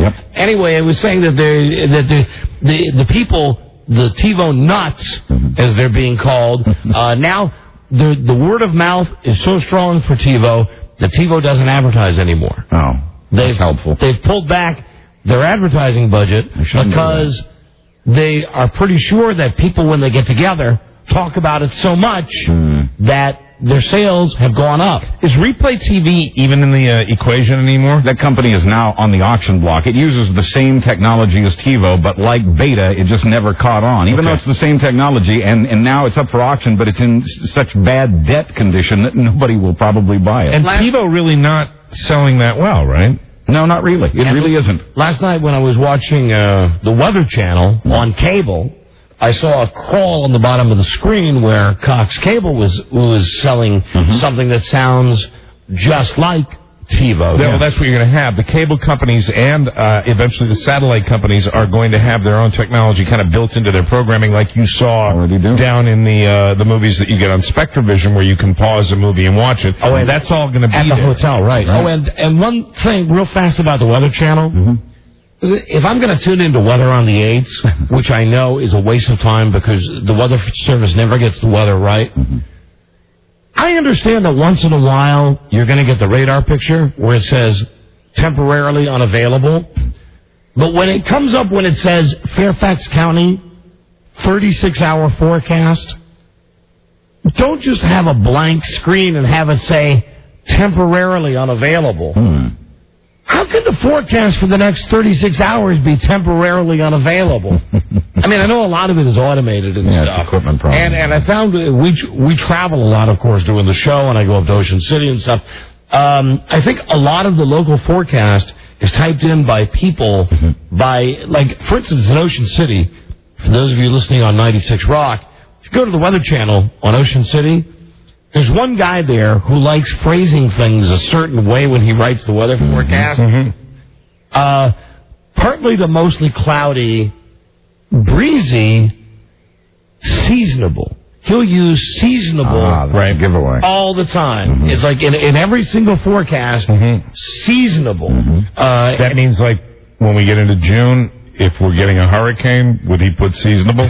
Probably. I mean, I'm not doing a good job of explaining this, but I know if you go market to market, if you watch the Weather Channel enough and the way that the weather forecasts are written, you know it's one person, and eventually their style becomes stamped, and you realize, oh, it's the same guy writing the forecast. Let you have that job for a weekend. Wouldn't they be treated to something special in Ocean City? And I noticed that this is the bottom line point on all of this, sorry to ramble so much, while the actual weather data itself was temporarily unavailable, they had no problem running the crawl on the bottom of the screen that said, if you want the Cox Cable equivalent of TiVo, call us. Yeah. Sponsors are always available. Absolutely. Well, Joe Millionaire's Evan Marriott was a great guest on this show, as I said, but did fail to impress at the University of Missouri. The Student Association there scraped together $11,000 to get Evan for an on-campus speaking appearance. That's down $4,000. College for? God. Wherever he can get an appearance. But anyway, his price is down $4,000 from the $15,000 that it was. The student newspaper says it was money wasted. Quoting the paper, Marriott offered nothing in the way of intellectual stimulation or entertainment. Well, what do they expect? I know. The paper also says he made homophobic jokes, but didn't say what the jokes were. Oh, he's got an act. That is so funny. Quoting again, for $11,000, students deserve more than these future has-beens. Yeah. And it may not have been... I like cheese. How about those fags? Y'all been a great audience. I'll talk to you later. I'll tell you, she was rocking.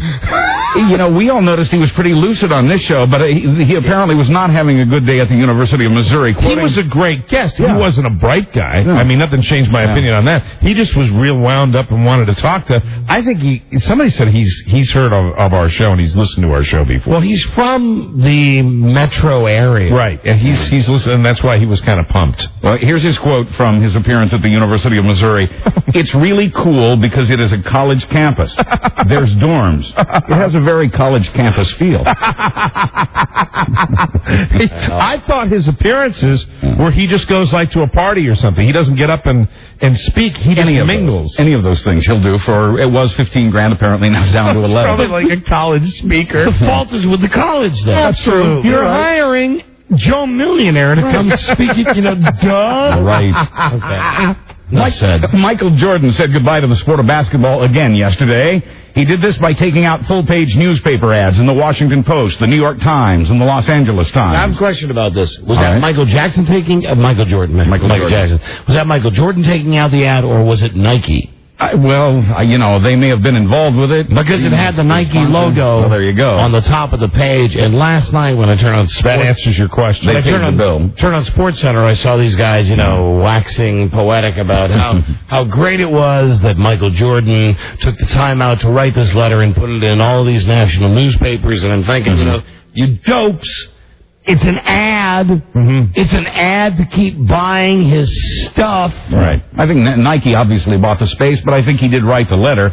And although he swears his playing days are over, he goes on to say our relationship will never end.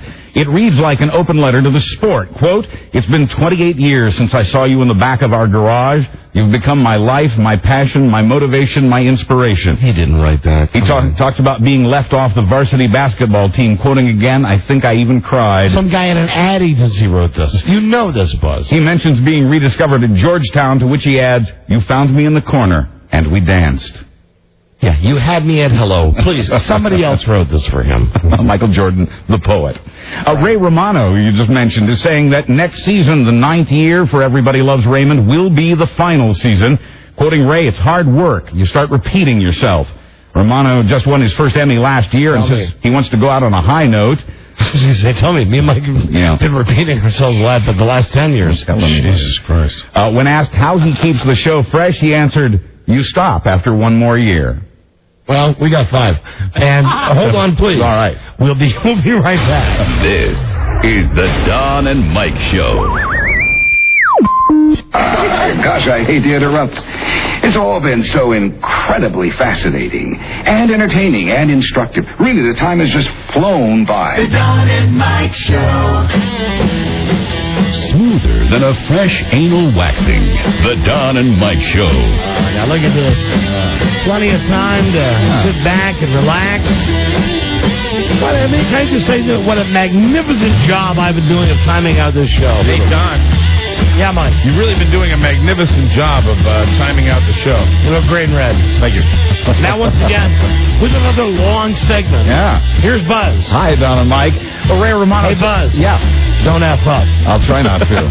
I mean, because, now we're giving you the longer segment. Yeah, the pressure's on. So don't F up. I get it. But don't worry, you never F up. Ray Romano. Well, you very rarely F up. Very rarely, I would say. Very rarely. You got confused for a second there, and that was part of the script, because, it's we that never F up. Right, we never do. We've always had perfect shows. Yes. Well, but then again, we only grade the show from 3 to 6. Amen. Really? I didn't know that. We used to grade it from 3 till 6:30 back when we would give you such small segments. Right. And Rob, you're right. A+ today. Yeah. Thank you, Rob. A+. I think we really hit the mark during the BJ part. Mm-hmm. Yeah, I would agree. Right. But Buzz, right now we've got you graded out at this newscast at 78's a passing grade. Amen. I'll take that. But you know what? In the rest of the show, when you're included in that too, A+. Hey. Yeah. So there's that. And look at this right now. It's just your niceness factor. What? Pulled you up to an 83. Hey, very cool. All right. Well, Ray Romano, talking about hanging it up a minute ago, did his talking in Las Vegas yesterday at Tiger Jam, the annual fundraiser for the Tiger Woods Foundation, which benefits several children's charities. Now, the golfer was all smiles in spite of a bad loss at the Masters the week before, quoting him, "Losing is not fun." But Tiger Jam apparently was. Bon Jovi and the Goo Goo Dolls provided the music. Bon Jovi donated an additional $25,000 to the cause. Hello. Listen, Tiger Woods. Oh, stop it. Stop it. And I would like to now bring out my good friend, Mr. Ray's Ramados. Thank you, Tiger. Ladies and gentlemen, this is Ray Romano. I'd like to tell everybody we're not going to do the show next year. It will be our last episode. I watched the Parkers on UPNs. Thank you, and thank you all for coming out. Thank you very much, Tiger, and good night, everybody. Thank you, Ray Rodado. Thank you, Tiger. Jay Leno is... Oh, Stanko is still on. Thank you. I'm sorry I did not win the Masters. You like the golf, don't you, Ray? I do. I like it a great deal. Thank you. Goodbye. See you. Jay Leno is not just entertaining the troops, he's feeding them. His Thursday night show this week will play to an audience of only military personnel. The guests are Sandra Bullock and Fleetwood Mac. His love. Friday night, Jay's show will be for friends and family of military personnel. The guests are Dana Carvey and Lou Reed. But both nights, he'll host a barbecue for the audience after the show. Hello, this is Jay Leno. We're going to have barbecued spare ribs. And if you'd like to enjoy them, go ahead. He's so far behind the curve. Letterman has been way out in front, like with the top 10 list with the military guys for years, all over the world. Yeah, you're right. Even before the war, right? I mean, Letterman is miles ahead of him. But goddamn, Leno will get pressed for this. Yeah, sure. Leno will. That's the idea. We'll get the publicity. Hey, and why once don't we again, have a barbecue? And we'll really turn on the rest of the country if after we win, not before.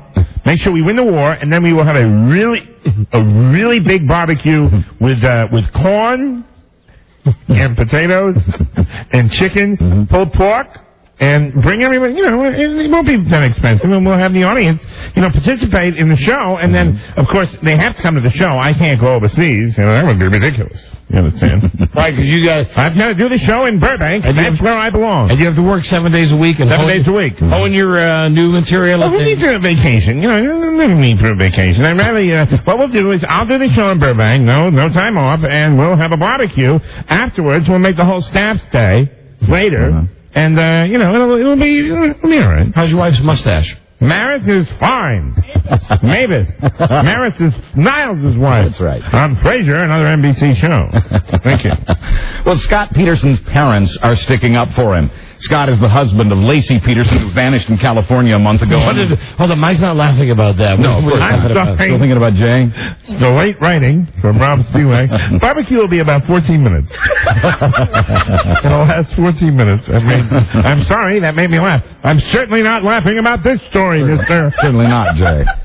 Start again. Scott Peterson's parents are sticking up for him. Scott's the husband of Lacey Peterson, who vanished in California a month ago, only to wash up on shore a week ago. Told you last week, guilty. Declared him guilty. Guilty. Look at this son of a bitch. Dyed his hair, grew a goatee, had $10,000 in his pocket. He's pulling an OJ. He was going to cross the border. Her body was found where Scott says he was fishing the day she disappeared. Scott's now behind bars, charged with the murders of his wife Lacey and their unborn child. He pleaded innocent. For a while, Scott also disappeared, but his parents are blasting the police for suggesting that he planned to leave the country. They call the police handling of the case a smear. What do you think about that, Jay? Jay? There'll be no barbecue for him. As for the insurance policy Scott recently took out on his wife, his parents say it was a retirement policy. Now, but Jay, you could do a joke that there would be a barbecue. That's right. The only barbecue is going to be when he's fried. Thank you. Thank you, ladies and gentlemen. That's right. Fried in the electric chair. Yes, sir. No barbecue, though, at my 14-minute barbecue for the troops. No. And the families of the troops.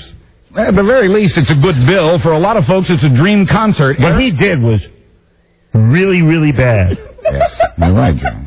Sorry, Buzz. That's all right, don't be.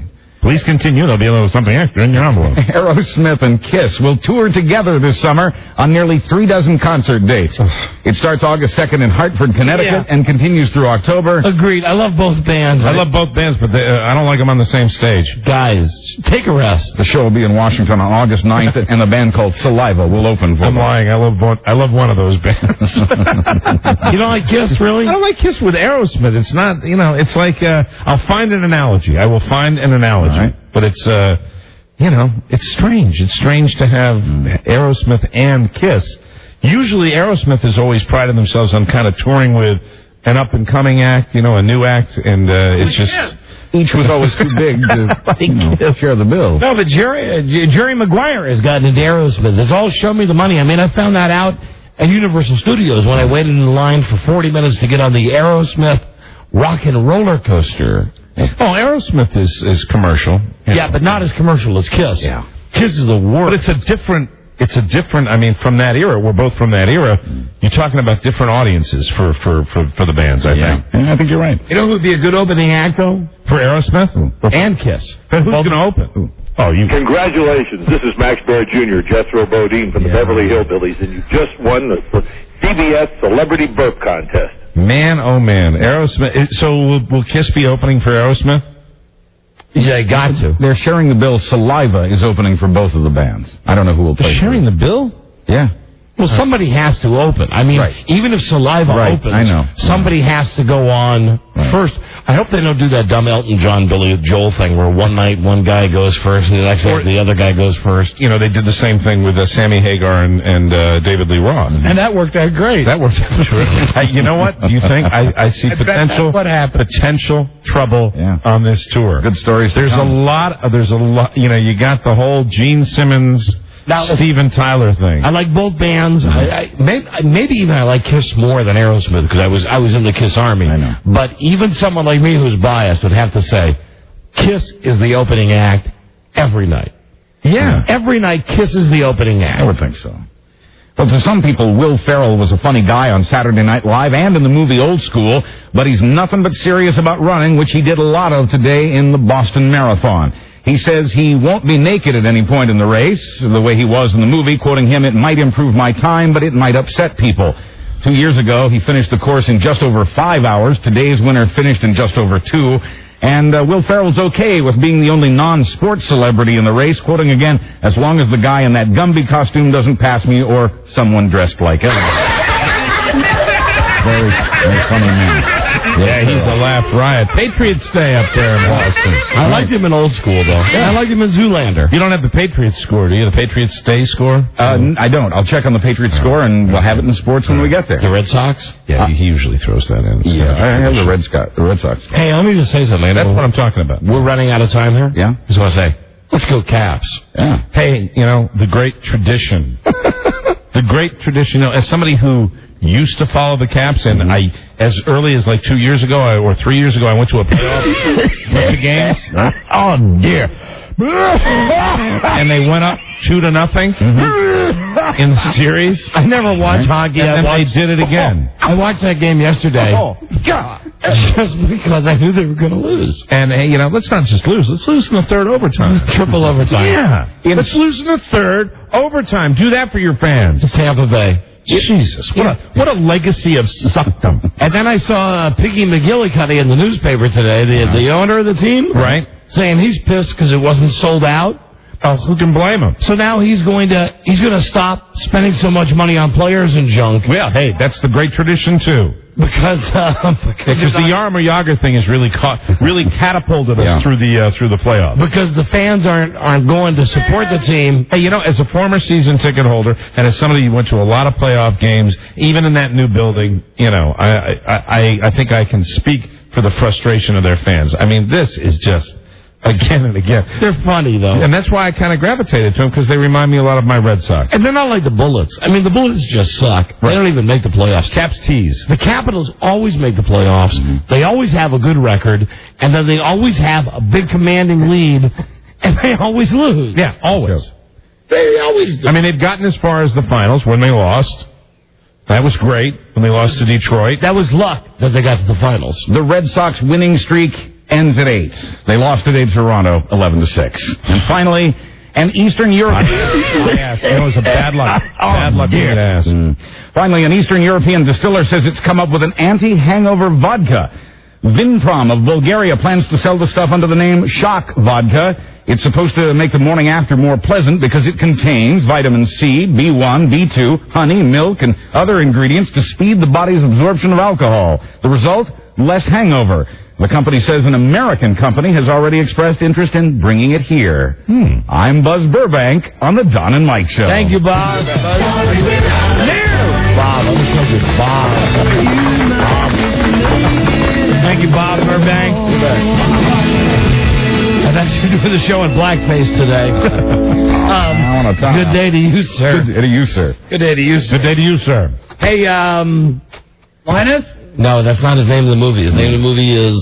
come on, the Brad Pitt guy? I don't know. We've always... Rusty. That's it. Rusty. Rusty. Okay, see you tomorrow. We'll meet again. Oh. This is Sammy Davis Jr. saying, hey, Sammy. be kind, be nice, and I hope the next performer has the pleasure of having as nice an audience as you've been tonight. Right. And let me leave you swinging. PM. Eater, Jay.